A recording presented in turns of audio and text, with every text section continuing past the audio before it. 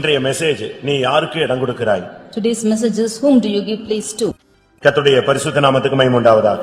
Glory be to the holy name of the Lord. எபேசியருக்கு எழுதின நிருபம் 4ஆம் அதிகாரம் 27ஆம் வசனத்தை வாசிப்போம். பிசாசுக்கு இடம் கொடாமலும் இருங்கள். பிசாசுக்கு இடம் கொடாமலும் இருங்கள் என்று சொல்லி இருக்கிறார். Neither give place to devil. ஒரு தேவனுடைய பிள்ளை பிசாசுக்கு இடம் கொடுக்கும் பொழுது அவனுடைய வாழ்வின் போக்கு மாற்றப்படுகிறது. When a person gives a place to devil, his lifestyle is changed. இன்றைய மெசேஜ் நீ யாருக்கு இடம் கொடுக்கிறாய்? Today's message is, whom do you give place to? நீ எதற்கு இடம் கொடுக்கிறாய்? What are you giving place to? நீ எதற்கு இடம் கொடுக்க கூடாது? To what should you not give place இதை to? நீ சரியான விதத்தில் விளங்கிக் கொள்ள வேண்டியது அவசியம். You should rightly understand this. பிசாசை குறித்த ஒரு தெளிவான அறிவு இல்லாத பட்சத்தில் அவனுடைய ஆயுதங்கள் நமக்கு விளங்காமலே போய்விடும். If you do not have a clear knowledge of the devil, then his weapons are not known to us. எபேசியருக்கு நிருபம் 6ஆம் அதிகாரத்திலே நாம் பார்க்கும் பொழுது When we read in Ephesians chapter 6, 16ஆம் வசனத்திலே verse 16, பொல்லாங்கன் எய்யும் அக்கினியாஸ்திரங்கள் என்ற ஒரு வார்த்தை சொல்லப்பட்டிருக்கிறது. we see that the fiery darts of the wicked. அவன் ஒரு அக்கினி அஸ்திரங்களை எய்வான். அதை தடுக்க நமக்கு சக்தி இல்லாவிட்டால் அது நம்முடைய வாழ்வை, ஊழியத்தை, வருங்காலத்தை அது சிதைத்து போட்டுவிடும். He is putting the fiery darts of the wicked, and if we are not aware of it, then our life will be put in shattered. இந்த வசனம் ஒரு சின்ன வசனம்தான், ஆனால் இதற்குள்ளே ஒரு பெரிய எச்சரிப்பின் சத்தம் இருந்து கொண்டிருக்கிறது. This is a small verse, but a big caution is given to us. ஏனென்றால் மனிதன் இன்னைக்கு அநேக காரியங்களுக்கு தன்னுடைய வாழ்க்கையில், ஊழியத்தில் அவன் இடம் கொடுத்துக் கொண்டே வருகிறான். Because man is giving place in his life and in his ministry to many things. உங்களுடைய வாழ்க்கையிலே யாருக்கு இடம் கொடுக்கிறீர்கள்? To whom are you giving place in your life? உன்னுடைய ஊழியத்திலே யாருக்கு இடம் கொடுக்கிறாய்? In your ministry, whom are you giving place to? உன்னுடைய மனதிலே நீ யாருக்கு இடம் கொடுக்கிறாய்? In your mind, whom are you giving place உன்னுடைய to? இருதயத்தில் யாருக்கு நீ இடம் கொடுக்கிறாய்? In your heart, whom are you giving place to? உன்னுடைய வீட்டிலே யாருக்கு இடம் கொடுக்கிறாய்? In your house, whom do you give place உன்னுடைய to? வாழ்வின் ஒவ்வொரு பகுதியிலும் நீ யாருக்கு இடம் கொடுக்கிறாய்? In every aspects of your life, whom are you giving place to? இந்த மெசேஜ் உனக்கு ஒரு எச்சரிப்பின் சத்தமாக கர்த்தர் பரத்திலிருந்து அனுப்புகிறார். This message is given as a caution to you. எபேசியர் சபைக்கு ஒரு எச்சரிப்பின் சத்தம் கொடுக்கப்பட்டது. பிசாசுக்கு இடம் கொடாமலும் இருங்கள். To the Ephesian church, this was the caution, neither to give place to the devil. அவனுக்கு கொஞ்சம் இடம் கொடுத்தா போதும். அவனுக்கு இருக்க இடம் கொடுத்தா அவன் படுக்க இடம் கேட்கிற ஒரு ஆள். If he should be given place to sit, then he will ask place to lie down. ஒட்டகம் சொன்னதான், என்னுடைய தலையை மாத்திரம் உள்ளே நுழைத்துக் கொள்ளுகிறேன், உடம்பு என்ன ஆனாலும் பரவாயில்லை என்று ஒட்டகம் தன்னுடைய தலையை அந்த கூடாரத்துக்குள்ளே நுழைத்துக் கொண்டது. Camel said, give me place only to let my head inside, and it let its head into the tent. அப்படியே கொஞ்சம் கொஞ்சமாக உள்ளே வந்து கொண்டே இருக்கும். By itself it came slowly inside. இப்போ அந்த ஸ்மெல்ல வீட்டுக்குள்ள இருக்கிறவனுக்கு உள்ளே இருக்க முடியாது. Now because of that smell, the person inside that house could not dwell. அந்த ஒட்டகத்தினுடைய பேட் ஸ்மெல்ல தாங்க முடியாம அவன் வெளியே வந்துட்டான். ஒட்டகம் இப்போ கூடாரத்துல போய் தங்கி விட்டது. He could not bear the bad smell of that camel and came outside the tent, but that camel went and laid inside the tent. இதுதான் பிசாசுனுடைய ஒரு character. This is the character of the devil. அவன் உள்ள நுழையிறதுக்கு chance கிடைக்குமான்னு பாப்பா. நீ கொடுத்து விட்டால் அடுத்த செகண்ட் உன்னுடைய வாழ்க்கையிலே அவன் புகுந்து தங்கி விடுவான். He will see if there is a chance for him to enter in.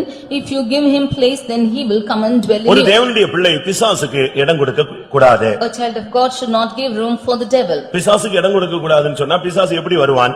If you should not give room for the devil, then how will he come in? முடியை விரித்து கொண்டு வருவானா? Will he come with his hair இல்ல உயரமாக ஒரு gigantic ஃபிகராக வருவானா? Or will he come fast with a gigantic figure? அப்படி ஒரு சூழ்நிலையில் அவன் வருவான் என்றால் நாம் அவனை எதிர்க்க முடியும், அவனை புரிந்து கொள்ள முடியும்.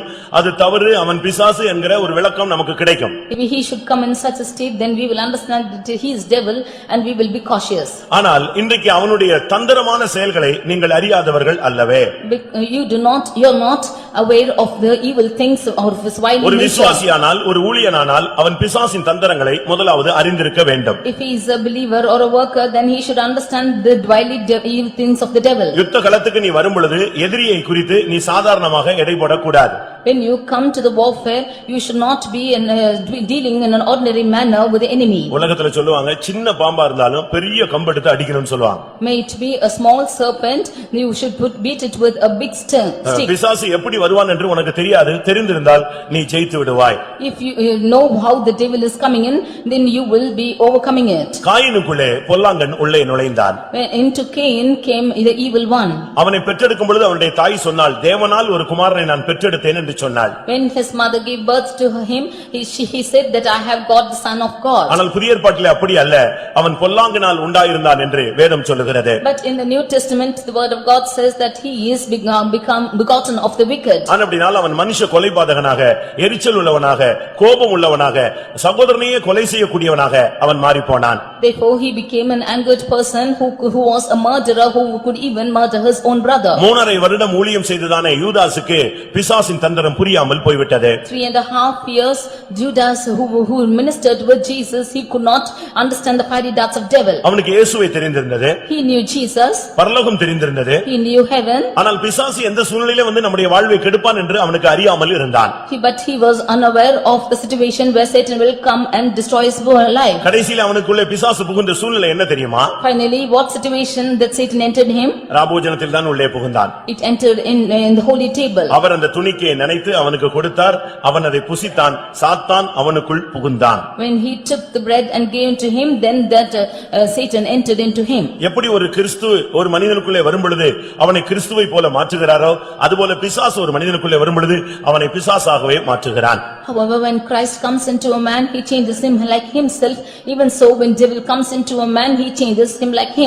அதனால தான் இயேசு சொன்னார், உங்களில் ஒருவன் பிசாசாய் இருக்கிறான் என்று சொன்னார். Therefore Jesus said, one of you among you is like a devil. ராபோஜனத்திலே அவனுக்குள்ளே பிசாசு புகுந்தது, கொஞ்ச நாளில் அவனை பிசாசாய் மாற்றினது. In the holy communion, Satan entered into him and totally turned him into a Satan after few days. தாவீது சாத்தானால் ஏவப்பட்டான் என்ற ஒரு வார்த்தை சொல்லப்பட்டிருக்கிறது. We see that David is also inspired of the devil. ஒரு அபிஷேகம் பண்ணப்பட்ட மனிதன், He was an anointed man of God. கோலியாத்தை மேற்கொண்ட ஒரு மனிதன், He who overcame Goliath. இஸ்ரவேலுக்கு ஒரு பெரிய ரட்சிப்பை ஏற்படுத்தின மனிதன். He who caused us great salvation to Israel. ஆனால் அவனுக்குள்ளே திடீரென்று ஒரு ஏவுதல் வந்தது.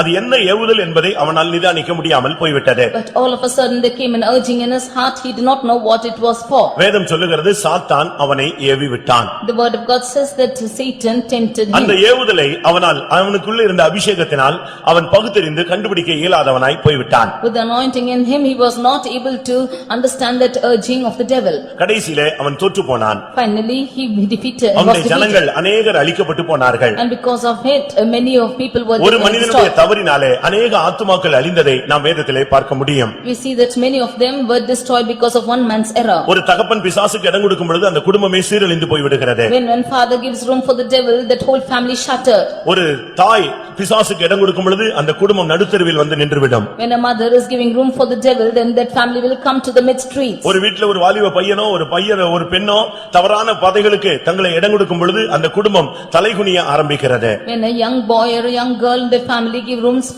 for bad manners, then that whole family is being put to shame. ஒரு சபை ஊழியக்காரன் பிசாசுக்கு இடம் கொடுக்கும் பொழுது அந்த சபை முன்னேற்றம் அது தடுக்கப்பட்டு விடுகிறது. When the servant of God give room for the devil, then the progress of the church is being hindered. தாவீது ஒரு தலைவன், அவன் சாத்தானுக்கு இடம் கொடுத்த பொழுது அவனுடைய தேசத்தின் ஜனங்கள் அழிக்கப்பட்டார்கள். David was the head and he gave room for the devil, then the people of that land were destroyed. அதனால தான் அவன் போய் கடைசியாக ஆண்டவரிடத்தில் சொன்னான், ஆண்டவரே, நான் தானே தவறு செய்தேன், இந்த ஆடுகள் என்ன தவறு செய்தது, அதையே நீர் தண்டிக்க வேண்டும் என்று கர்த்தரிடத்திலே மன்றாடினான். That is why he pleaded to the Lord that what I only have sinned, what have these sheep have done, and therefore he pleaded unto the Lord. சாத்தானுடைய ஏவுதலை அவனால் புரிந்து கொள்ள முடியவில்லை. He was not able to understand the urging of the devil. ஒரு பெரிய நியாயத்தீர்ப்பு வந்த பின்புதான் அவனுக்கு சாத்தானுடைய ஏவுதலை புரிந்து கொள்ள முடிந்தது. Only after a great judgment he was able to understand the urging of the devil. அனனியா சப்பீராளை குறித்து நாம் பார்க்கும் பொழுது, When we read about Ananias and Sapphira, அவர்களுக்குள்ளே சாத்தானுடைய ஏவுதல் வந்தது, அதை அவர்கள் விளங்கிக் கொள்ள முடியாமல் கடைசியில ரெண்டு பேருமே செத்து போனார்கள். they had the urging of the devil, they were not able to understand it, finally both of them were put to death.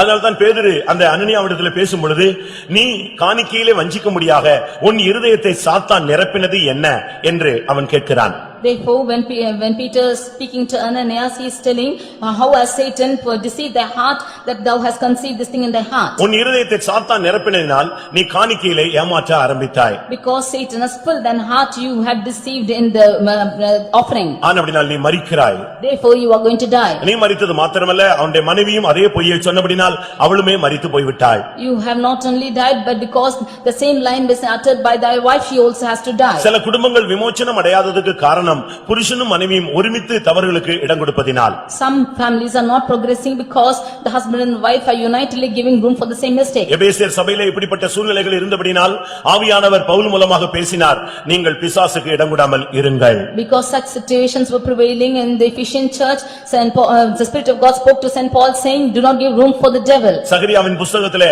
ஒரு பிரதான ஆசாரியனுடைய வாழ்க்கை சித்தரிக்கப்பட்டிருக்கிறது. The life of a high priest has been stated in the book of Zechariah. அவன் தேவ சந்நிதியிலே போய் நின்ற பொழுது சாத்தான் அவனுக்கு தீங்கு செய்யும்படியாக அவனுடைய வலது பக்கத்திலே வந்து நின்று கொண்டிருந்தானாம். When he went to the presence of God, the Satan came to and stood on his right hand to accuse him. அவன் தேவ சமூகத்துக்கு வந்து விட்டான், ஆனால் சாத்தானும் அவனுக்கு பின்னாக வந்து விட்டான். He came to the presence of God, but even Satan came to his right hand. சகரியா 3ஆம் அதிகாரத்திலே நீங்கள் இதை வீட்டிலே போய் படித்துக் கொள்ளுங்கள். You can read this in Zechariah chapter 3.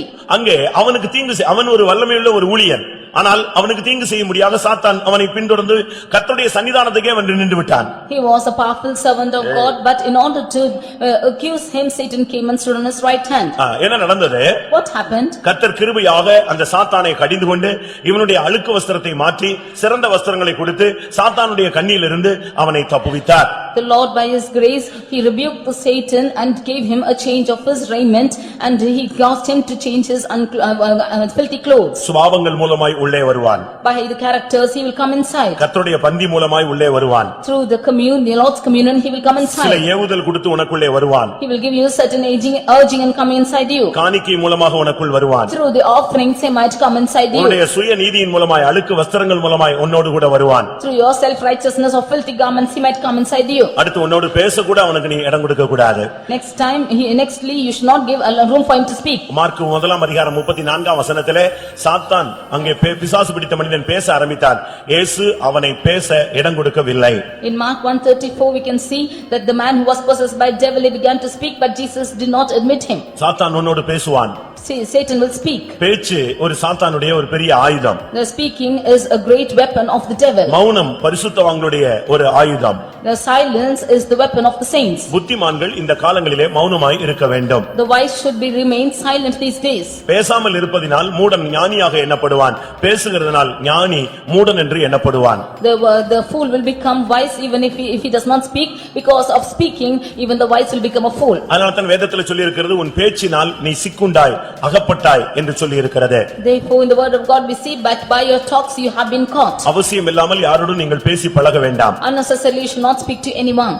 Chatting டேட்டிங்லாம் நீ போனீனா உன்னுடைய வாழ்க்கை சீரழிந்து போய்விடும். If you go into chatting, then your life will be disaster. அவசியம் இல்லாத நபர்களோடு பேசாதிருங்கள். With unwanted friends do not speak. புதிய ஃப்ரெண்ட்ஸ்களை நீங்கள் ஏற்படுத்திக் கொள்ளாதிருங்கள். Do not encourage new friends. வயதுக்கு மிஞ்சினவர்களோடு நீங்கள் பழக வேண்டாம். You do not go beyond your limits of age to pray. ஊழியர்களாக இருந்தாலும் சரி, விசுவாசிகளாக இருந்தாலும் சரி, may be the servants of God or believers, உறவு முறையாக இருந்தாலும் சரி, அந்நியனாக இருந்தாலும் சரி, may be it your relative or a stranger, வேலை ஸ்தலமாக இருந்தாலும் சரி, பக்கத்து வீடாக இருந்தாலும் சரி, may it be a work spot or your neighbor, உங்களால் அவர்களுக்கு பல காரியங்கள் ஆனாலும் சரி, அவர்களால் உங்களுக்கு பல காரியங்கள் ஆனாலும் சரி, may things be happening through you or may things be happening through them. உன்னுடைய பேச்சு நீ அதுக்கு இடம் கொடுத்தால் சத்துரு உனக்குள்ளே உன்னுடைய வாழ்க்கையை சிதைத்து போட்டு விடுவான். If you give room for your talking, then Satan will scatter you. இங்கே எபேசியர் சபையை பார்த்து பவுல் பேசுகிறார், நீங்கள் பிசாசுக்கு இடம் கொடாமல் இருங்கள். Now looking unto the Ephesian church, Saint Paul says, do not give room for the devil. அருமையானவர்களே, நீங்கள் பிசாசுக்கு உங்களுடைய வாழ்க்கையிலே இடம் கொடுத்திருக்கிறீர்களா? Dear beloved, have you given room for the devil in your life? கோபத்தின் மூலமா இடம் கொடுத்திருக்கிறீர்களா? Through anger have you given place for devil? சுத்திகரிக்கப்படாமல் துணிந்து பராபோஜனம் எடுத்ததினால் இடம் கொடுத்திருக்கிறீர்களா? Because of unsanctification and because you have voluntarily taken communion, have you given place for சாத்தானுடைய devil? ஏவுதலை நீங்கள் புரிந்து கொள்ளாமல் இடம் கொடுத்திருக்கிறீர்களா? Without understanding the urging of the devil, have you given place to devil? காணிக்கையிலே வஞ்சித்து பிசாசுக்கு இடம் கொடுத்திருக்கிறீர்களா? Having deceiving the offering, have you given place for devil? சுய நீதியை பேசி உங்களுடைய நீதியை உயர்த்தி நீங்கள் கர்த்தருடைய சத்தத்துக்கு செவிகொடாமல் பிசாசுக்கு இடம் கொடுத்திருக்கிறீர்களா? Speaking your own self-righteousness and exalting yourself, have you given room for the place to devil? வீணாக பேசி பேசி பேசி உன்னுடைய வாழ்க்கையிலே பிசாசுக்கு இடம் கொடுத்திருக்கிறாயா? With unnecessary talks, have you given room for the devil? ரொம்ப கவனமாக இருக்க வேண்டிய ஒரு காலம் இது. This is the period when you should be very careful. முதலாவது, நீ பிசாசுக்கு இடம் கொடுக்க கூடாது. Firstly, you should not give place to the devil. உன் வாழ்க்கையிலே நீ இடம் கொடுக்க கூடாத சில காரியங்கள் இருக்கிறது. There are places where you should not give place to the devil in your life. life. ஒரு சிலருக்கு இடம் கொடுத்து விட்டு திரும்ப அவர்களை வெளியே போக சொன்னால் எப்படி போவாங்க? Some of them give place to them, and how will they go when you ask them to go out? நாயை கொண்டு வந்து நடுவீட்ல வச்சு நீ பராமரிச்சா அது எப்படி வெளியே போகும்? If you should preserve the dog in the mid house, how will it go out? அது இப்ப வெளியே போகுமா? Will it go? அதுக்கு நீ மெத்த கொடுக்கற, You are giving it a bed அது உன் கூடயே படுத்துக் கொள்கிறது, and it's sleeping with you. உன் பிளேட்லயே சாப்பிடும். It's eating in your plate. இப்படிதான் நீங்க கெட்ட பழக்க வழக்கங்களை நீங்கள் கொண்டு வருகிறீர்கள். That is how you bring evil characters in you. அவசியம் இல்லாதவர்களை உங்கள் வீடுகளிலே கொண்டு வந்து நீங்கள் இப்படி பழகி விட்டு கடைசியிலே குடும்பம் கெட்டு போன பின்பு பலரை நீங்கள் குற்றம் சாட்டுகிறீர்கள். You are bringing bad practices in your houses, and finally when that family is spoilt, then you are blaming the others. வாலிப சகோதர சகோதரிகள், நீங்கள் அவசியம் இல்லாதவர்களை உங்களுடைய நண்பர்களை உங்கள் வீடுகளுக்கு அழைத்து போக கூடாது. Young brothers and sisters should not take unnecessary friends to your houses. குடும்பத்தில் இருக்கிறவர்கள் மற்ற குடும்பத்தாரை நீங்கள் உங்களுடைய வீடுகளிலே அவசியம் இல்லாமல் உங்கள் வயதுக்கு ஒத்தவர்களை நீங்கள் அழைத்து போக கூடாது. Those who are in families should not invite people of other families into your houses unnecessarily. பின்பு வாழ்க்கை தோற்று போன பின்பு யார் ஜெபித்தாலும் உனக்கு காரியம் வாய்க்காது. Finally, when you are defeated in your life, whoever prays, nothing will prosper. ஏனென்றால் வாழ்க்கை உன் கையை விட்டு மிஞ்சி போய்விட்டது. Because the life is going beyond your reach. ஃப்ரெண்ட்ஸை கொண்டு வந்து வீட்டுல சாப்பாடு போடுன்னு சொல்லி பொங்க சொல்லி நீ 3 நாள் அங்க தங்க வைத்து சாப்பாடு நேரத்துல எல்லாம் அவனை கூப்பிட்டுட்டு வீட்டுக்கு வரக்கூடாது. You should not bring your friends into your houses and make them to stay for 3 days, and you boil rice and give to them. நீ யூரோப்பியன் கல்ச்சர்ல பிறந்து வளர்ந்த ஆள் கிடையாது. You are not born and brought up in an European culture. Bible படியே நீ வளர்க்கப்பட வேண்டியது அவசியம். You should be grown up in the Bible manner. இங்கே எபேசியர் சபை பிசாசுக்கு இடம் கொடுக்க அநேக வாய்ப்புகள் இருந்தபடியால் ஒரு எச்சரிப்பு அங்கே கொடுக்கப்பட்டது. There were many rooms for the devil in the Ephesian church, therefore they were given a caution. கர்த்தருடைய பரிசுத்த நாமத்துக்கு மகிமை உண்டாவதாக. Then glory be to the holy name of the Lord. உன்னுடைய வாழ்க்கையிலே எப்பொழுது நீ சாத்தானுக்கு இடம் கொடுத்திருக்கிறாய் என்பதை சிந்தித்து பார். அப்பொழுது இருந்துதான் உன்னுடைய வாழ்க்கையிலே பிரச்சனைகளும் குழப்பங்களும் அதிகரித்திருக்கும். You analyze yourself as to when you have given room for the devil, only from then started confusions, problems in your life. தேவனுக்கு நீ இடம் கொடுத்திருக்கிற வரை சமாதானமும் இளைப்பாறுதலும் நிம்மதியும் அண்டர்ஸ்டாண்டிங்கும் இருந்து கொண்டே இருக்கும். As long as you have given room for God in your life, then always there will be peace, joy and rest in your life. பிசாசுக்கு இடம் கொடுத்த அடுத்த நிமிடத்திலிருந்து உன்னுடைய வாழ்க்கை பாபேலாக குழப்பமயமாக மாறி இருக்கும். The next moment you have given room for the devil, then your life will become a Babel or a place of confusion. இரண்டாவது, ஒரு பிள்ளை எதற்கு இடம் கொடுக்க கூடாது? Secondly, to what should not a child of God give place to? யோபு 10 அதிகாரம் 1 வசனத்தை பார்க்கும் பொழுது Job 10:1. அவன் சொல்லுகிறான், நான் துயரத்துக்கு இடம் கொடுத்து விட்டேன். He says that I have given place for bitterness. பிசாசுக்கு நீ இடம் கொடுத்தேன்னு சொன்னா அடுத்து நீ துயரத்துக்கு இடம் கொடுப்பாய். If you give room for Satan, then nextly you will give room for worry in your life. பிசாசினுடைய ஒரு முக்கியமான ஆயுதம் அது துயரம், துக்கப்படுத்துவது. One of the weapon of Satan is weariness. அது உள்ளே வரும் பொழுது உன்னுடைய வாழ்க்கை மிகவும் வேதனைக்குள்ளே கடந்து போக ஆரம்பிக்கும். When it comes into your life, then your life will go into much pain. இன்னைக்கு எத்தனை பேர் துயரத்துக்கு இடம் கொடுத்திருக்கிறீர்கள்? Today, how many of you have given room for weary? கர்த்தருக்குள் மகிழ்ச்சியா இருப்பதுதான் நம்முடைய பலனாக இருக்கிறது. To be joyous in the Lord is our strength. ஒன்றுமே இல்லாது இருக்கும் பொழுது நான் எப்படி கர்த்தருக்குள்ளே சந்தோஷமா இருக்க முடியும் என்று நீ கேள்வி எழுப்பலாம். You might ask a question as to when nothing is found, how can be joyous in the Lord? பிரியமானவர்களே, அப்படி அல்ல.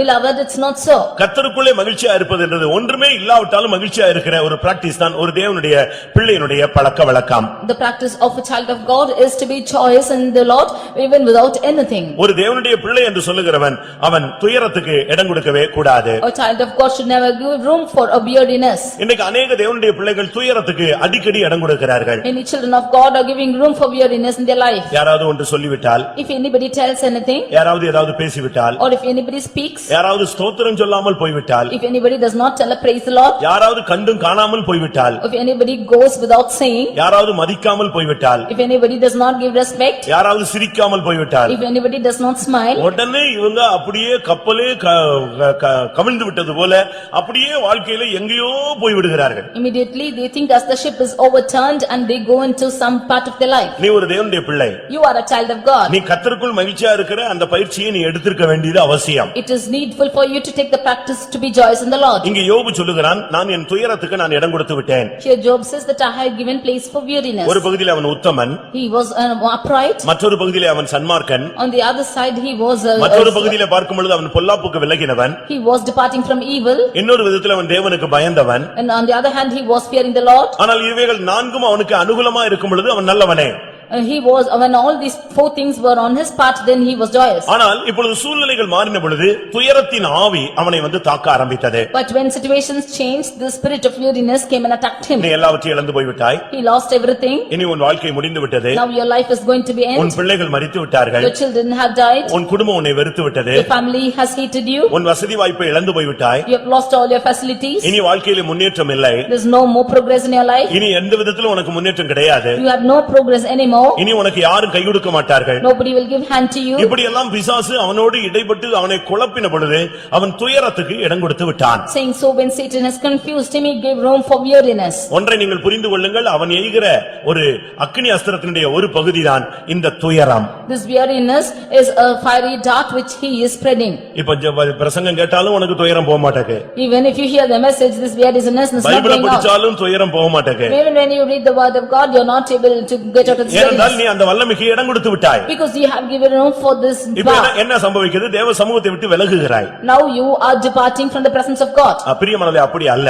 Beloved, it's not ஒரு so. தேவனுடைய பிள்ளையை துயரம் என்கிற சக்தி தாக்கும் பொழுது அவன் பைபிளை வாசித்தா அந்த துயரம் நீங்கும். When a person, a child of God is affected by weariness, when he reads the word of God, this will depart. தேவ சமூகத்துக்கு போனால் அவனுக்கு துயரத்துக்கு பதிலாக கர்த்தர் ஆனந்த தைலத்தை தருவார். When he goes to the presence of God, instead of this weariness, the Lord will give him oil of gladness. ஏசாயா 61:3 நாம் பார்க்கும் பொழுது Isaiah chapter 61:3, துயரப்படுகிறவர்களுக்கு ஆறுதலை அவர் கொடுக்கிறார். he is giving comfort to the ones who are weary. துயரத்துக்கு பதிலாக ஆனந்த தைலத்தை கர்த்தர் கொடுக்கிறார். Instead of sorrow, he is giving oil of gladness. அதனால நீ காத்திருப்பு கூட்டத்துக்கு வான்னு சொல்றோம். That is why we ask you to come for காத்திருப்பு tarry meeting. கூட்டத்துக்கு வராம நீ பரலோகத்துக்கு போகணும்னு நீ சிந்திக்க கூடாது. You should not think to go to heaven without coming for tarry காத்திருப்பு meeting. கூட்டத்துக்கு வரும்பொழுது நீ கர்த்தருக்கு காத்திருக்கிறாய், நீ புதுபலன் அடைந்து செட்டைகளை அடித்து உயர எழும்புகிறாய். When you come for the tarry meeting, you are waiting for the Lord and you are filled with the joy of the Lord and fly in high places. அந்த அபிஷேகத்தினுடைய ஒரு பகுதிதான் ஆனந்த தைலம். On a part of this anointing is the oil of joy. உம்முடைய தோழரை பார்க்கிலும் உம்மை ஆனந்த தைலத்தினால் அவர் அபிஷேகம் பண்ணினார். More than your friends, he has anointed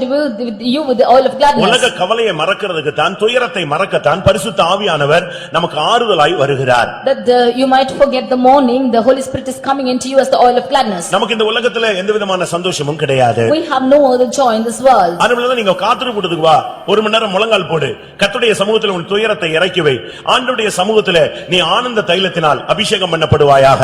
That is why you come for the tarrying meeting, you put down the bad ones in the presence of God and be filled with the oil of gladness. மணவாளன் கூட இருக்கும் பொழுது நீ துயரப்பட வேண்டிய அவசியம் இல்லை. When the bridegroom is with you, you should not mourn. மத்தேயு 9:15 பார்க்கும் பொழுது Matthew 9:15 when we read, மணவாளன் கூட இருக்கும் பொழுது நீ துயரப்பட வேண்டிய அவசியம் இல்லை. when the bridegroom is with you, you should not mourn. கர்த்தருடைய பிரசன்னம் உன்னோடு இல்லாத பொழுதுதான் உனக்கு துயரம் என்கிற அந்த ஆயுதம் உன்னை தாக்கி விடுகிறது. The presence of God is not with you, then this weariness is attacking உங்களில் you. எத்தனை பேர் பிசாசுக்கு துயரத்துக்கு இடம் கொடுக்கிறீர்கள்? How many of you have given room for this weariness and Satan? நீ அவைகளுக்கு இடம் கொடுக்கும் பொழுதுதான் உன்னுடைய வாழ்க்கையை அது இழுத்து கொண்டு போய் விடுகிறது. Only when you give room for this in your life, then it will take your life out. இந்த துயரம் வரும் பொழுது அவிசுவாச அறிக்கை வரும். When this weariness comes into you, then disbelief comes into your mouth. இந்த துயரம் வரும் பொழுது ஜெபம் நின்று போய்விடும். When this weariness comes, then prayer is stopped. இந்த துயரம் வரும் பொழுது பரிசுத்தவான்களுடைய ஐக்கியம் குறைந்து போய்விடும். When this weariness comes, then the fellowship of the saints is இந்த shortened. துயரம் வரும் பொழுது உன்னுடைய வீட்டிலே தேவ சமூகம் விலகி போய்விடும். When the weariness comes into you, the presence of God departs from your house. துயரம் என்கிற ஆயுதம் உன்னை தாக்கினால் உடனே நீ ஆனந்த தைலத்துக்கு இடம் கொடுத்து உன்னுடைய வாழ்க்கையை சீர்படுத்திக் கொள்ள வேண்டியது அவசியம். If weariness is attacking you, immediately you should give room for the oil of gladness and set right your life. ரோமர் 14:16 பார்க்கும் பொழுது Romans 14:16. அங்கே என்ன சொல்லப்பட்டிருக்கிறது? What is told there? உங்களுடைய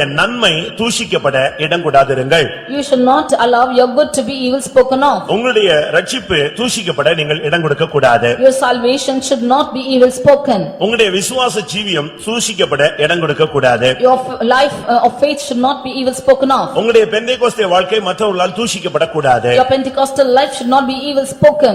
நீங்கள் எதற்கு இடம் கொடுக்கிறீர்கள்? What are you giving room உங்கள் to? மூலமாய் தேவனுடைய நாமம் மகிமைப்பட இடம் கொடுக்கிறீர்களா?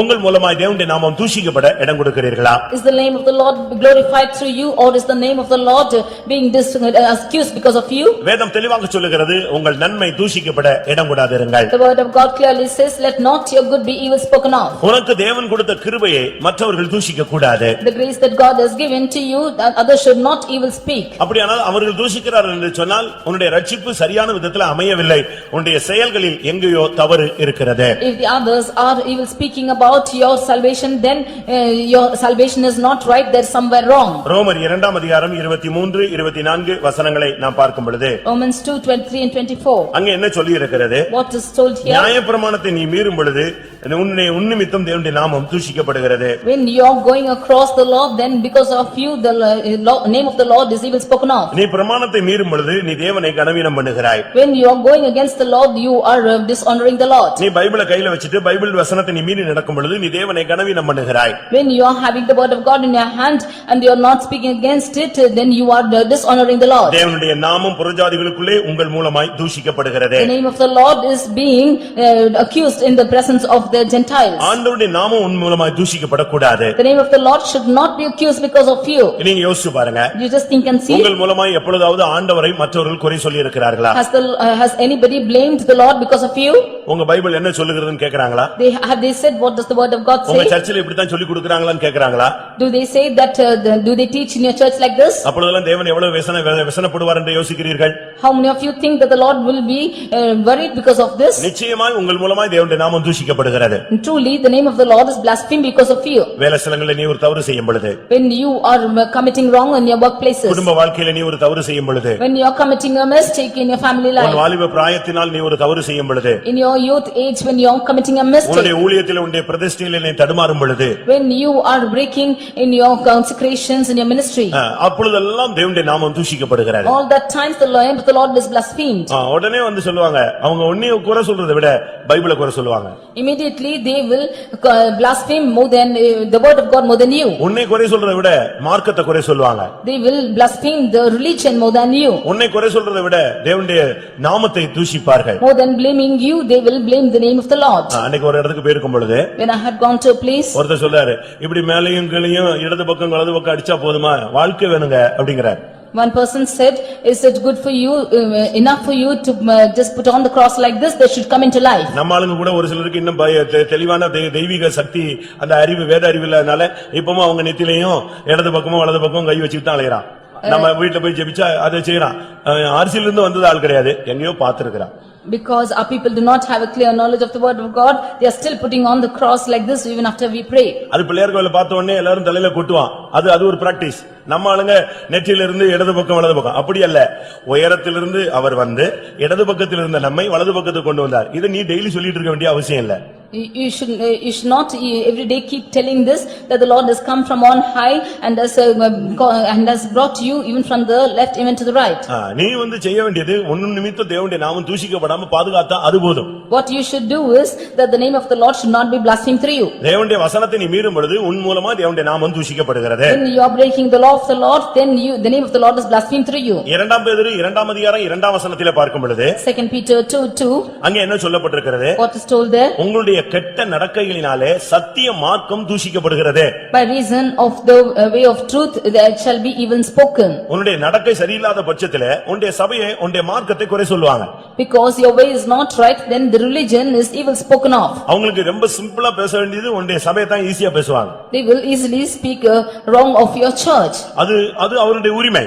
That is their right. ஆனா அதுக்கு இடம் கொடுத்தது நீதான் நியாயம் தீர்க்கப்பட வேண்டும். But you who have given room for this should be justified. உன்னுடைய நடக்கையை ரொம்ப கவனிப்பாங்க. You should be very careful in your ways. நீ நினைச்சுக்க கூடாது நம்மள யாருமே பார்க்கலன்னு சொல்லி. You do not think that nobody is watching you. அப்படி செய்ய கூடாது. Do not think like that. இந்த பூனை வந்து கண்ணை மூடிக்கொள்ளுமா? The cat will close its eyes. என்னன்னு கேட்டா என்ன சொல்லும்? உலகமே இருண்டு போயிருக்குன்னு. அப்படி அல்ல, நீ கண்ணை மூடினால அப்படி தெரியுது. நீ நினைக்கிற நீ செஞ்சதை யாருமே பார்க்கல கேட்கலன்னு. நீ அங்க செஞ்ச அடுத்த செகண்ட் நெட் மாதிரி எனக்கு வந்துருது. You think that nobody has seen you, nobody has watched over you, but immediately it comes like a net towards me. நம்மால எங்க நிக்கறான்னு சொல்லுவான். He will say, look, that boy is standing நீ there. தவறு செய்றியோ இல்லையோ அடுத்த செகண்ட் உன்னை பத்தி report வந்து கொண்டே இருக்கும். Whether you are committing wrong or not, next moment that report is coming to me. ஒரு நாள் காலையில 5:30 மணிக்கு ஒரு ஃபைத்தமுக்கு ஒரு phone. One day morning 5:30 there was a phone call. நம்ம விசுவாசியை பார்த்தோம் பாஸ்டர், அவர் சிகரெட் குடிச்சிட்டு போயிட்டு இருக்கிறாரு. I saw a believer, he is smoking and going. இவனுக்கு பார்த்த உடனே இவனுக்கு சொல்லாம இருக்க முடியாது. ஏன்னா இவன் இன்னும் வந்து ரகசியங்களை காக்கக்கூடிய அந்த கிருபை இல்லாத ஒரு ஆள், ஓட்டவாய். He was a person who could not keep the secrets, therefore he could not be without telling. கடைசில உடனே இவர்தான் எழுப்பிட்டான்ல, உடனே இவர் அவருக்கு போன் அடிச்சு, என்ன பிரதர் நீங்க என்ன லைன் மாறிட்டீங்களான்னு கேக்குறாரு. Immediately he called over the phone and asked whether he was changed over his line. உடனே அவரை கூப்பிட்டு கேக்குறாங்க, என்ன நீங்க மாறிட்டீங்களா, நீங்க உங்களுக்கு நம்பி நாங்க வச்சிருந்தோம் சபையில, நீங்க ஏதோ தடுமாறின மாதிரி கேள்விப்பட்டேன் அப்படி இப்படின்னு இவர் சுத்தி சுத்தி பேசுறாரு. Immediately he twisted and he spoke to him saying that we have kept you in important position and you have staggered in your way. கடைசில நேரடியா கேட்டாச்சு, நீங்க இப்படி சிகரெட் குடிச்சதா கேள்விப்பட்டோம். Finally he asked him that whether he has smoked when we have heard of it. உடனே அவர் சொன்னார், நானா சிகரெட்டா, நான் ரட்சிக்கப்படுறதுக்கு முன்னாலே குடிச்சது இல்லையே அப்படின்னா. He said, even before I was saved I have not smoked. How is it? நான் ரட்சிக்கப்படுறதுக்கு முன்னாலே நான் குடிச்சது கிடையாது. I have not smoked even before I was saved. அப்படி இருக்கும்போது நான் இப்படி இப்ப குடிப்பேன்? How will I smoke now? கடைசில ரொம்ப விசாரிச்சு பார்த்தா பனியில அவர் கொட்டாவி விட்டு இருக்கிறாரு, வாயில இருந்து புகையா வந்திருக்கு. Finally looking at him he just yawned and it looked as the smoke. நம்ம ஆளு அதை பார்த்துட்டு என்ன சொல்லிட்டான், நம்ம ஆளுக்கு போது சும்மா புகை கிளப்புனா போதுமே, இவன் ஏதாவது சொல்லிட்டே இருப்பான். And if only smoke comes out of the mouth, he will speak something. உடனே குற்றச்சாட்டுகள், Immediately accusing.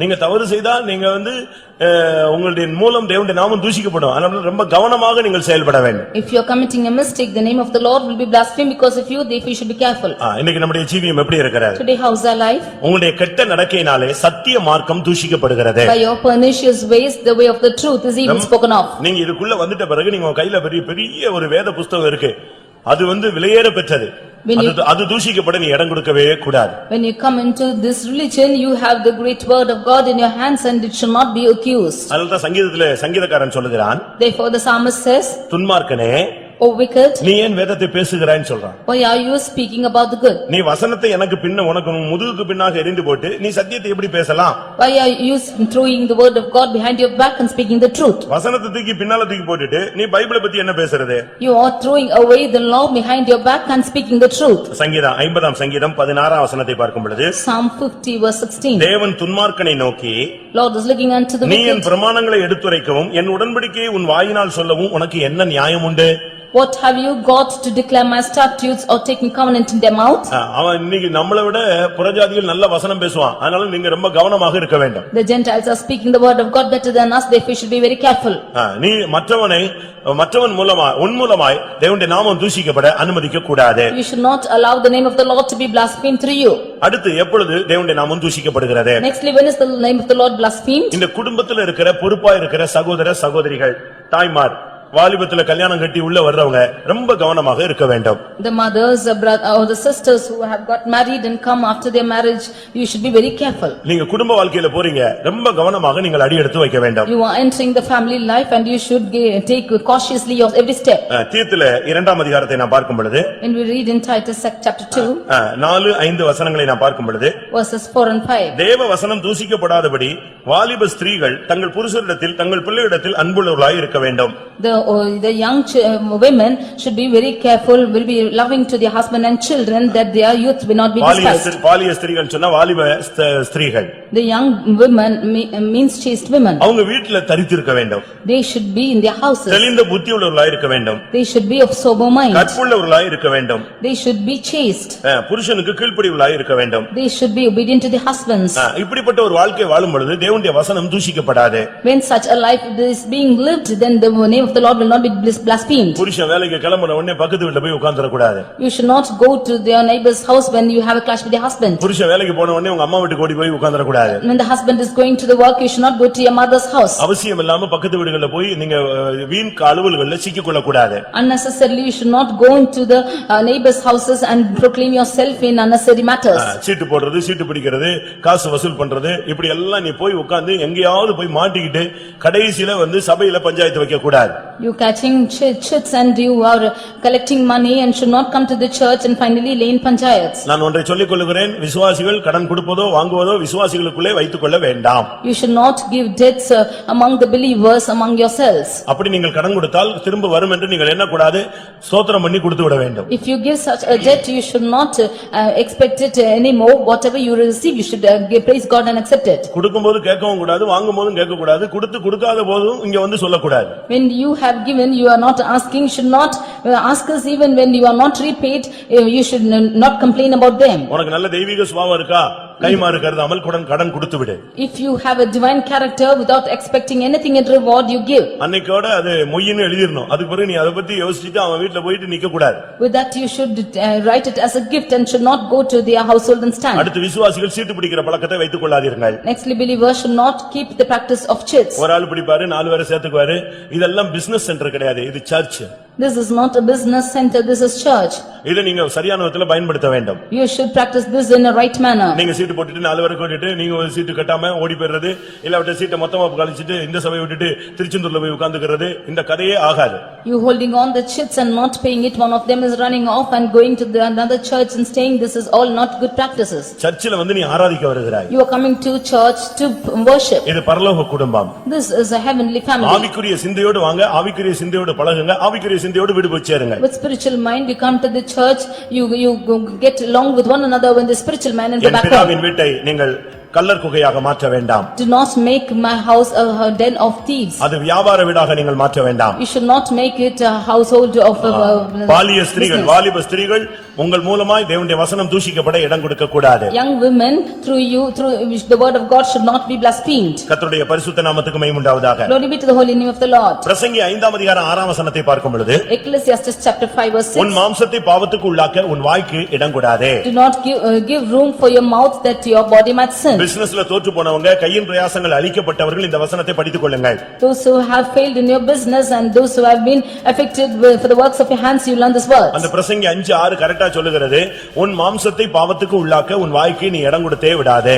In Ecclesiastes 5:6 it says, suffer not thy mouth to cause thy flesh to sin. உன் வாய்க்கு இடம் கொடுத்து விட்டு புத்தி பிசகினால் பேசினேன் என்று சொல்லி விடாதே. Giving room for that error in your mouth, you should not say that you have spoken foolishly. தேவன் உன் வார்த்தையினால் கோபம் கொண்டு உன் கைகளின் கிரியைகளை அழிப்பானேன். For the Lord should be angry with thy voice and destroy the work of thine hands. உன்னுடைய வார்த்தை சரியில்லைனா உன்னுடைய கையின் பிரயாசங்களை கர்த்தர் அழிப்பார் என்று சொல்லி இருக்கிறது. If your words are not right, then the works of thine hands will be destroyed. உன்னுடைய ஆசீர்வாத குறைவுக்கு காரணமே உன்னுடைய வார்த்தை தான். The lack for the work of your hands is your words. விசுவாசிகள் மற்றவர்களுக்கு சூரிட்டி கையெழுத்து போடக்கூடாது. The believers should not apply surety signature for others. வேத வசனத்தின் ஆதாரத்தில் தான் நான் பேசுகிறேன். Under the basis of the word of God I speak. ஒரு தேவனுடைய பிள்ளை மற்றவனுக்கு நீ சூரிட்டி போடக்கூடாது. A child of God should not put surety for the others. விசுவாசினா ஊழியத்தை மற்றவங்களுக்கு எல்லாம் உதவிதானே செய்யணும் அப்படின்னு சொல்லி இருக்கு. ஆனா நீ கண்ணில போய் உளுந்து நீ உதவி செய்யணும்னு அல்ல. A believer should help the others, but you should not enter into a snare and help others. தமிழ்ல சொல்லுவான், நீ செத்து மீன் பிடிக்க வேண்டாம். You dying yourself should not catch fish. நீதிமொழிகள் 6ஆம் அதிகாரத்திலே பார்க்கும் பொழுது, When you read in Proverbs chapter 6, என் மகனே நீ உன் சிநேகிதனுக்காக பிணைக்கப்பட்டு அந்நியனுக்கு கையெடுத்து கொடுத்தாயானால் நீ உன் வாய்மொழிகளால் சிக்கிக் கொண்டாய். My son, if you put a surety for your friend and be stricken by the stranger, then you are caught. உன் வாயின் வார்த்தைகளால் நீ பிடிபட்டாய். You are snapped with the words of thy mouth. நீ எப்படியாவது தப்பிக்கொள்ள வகை தேடு.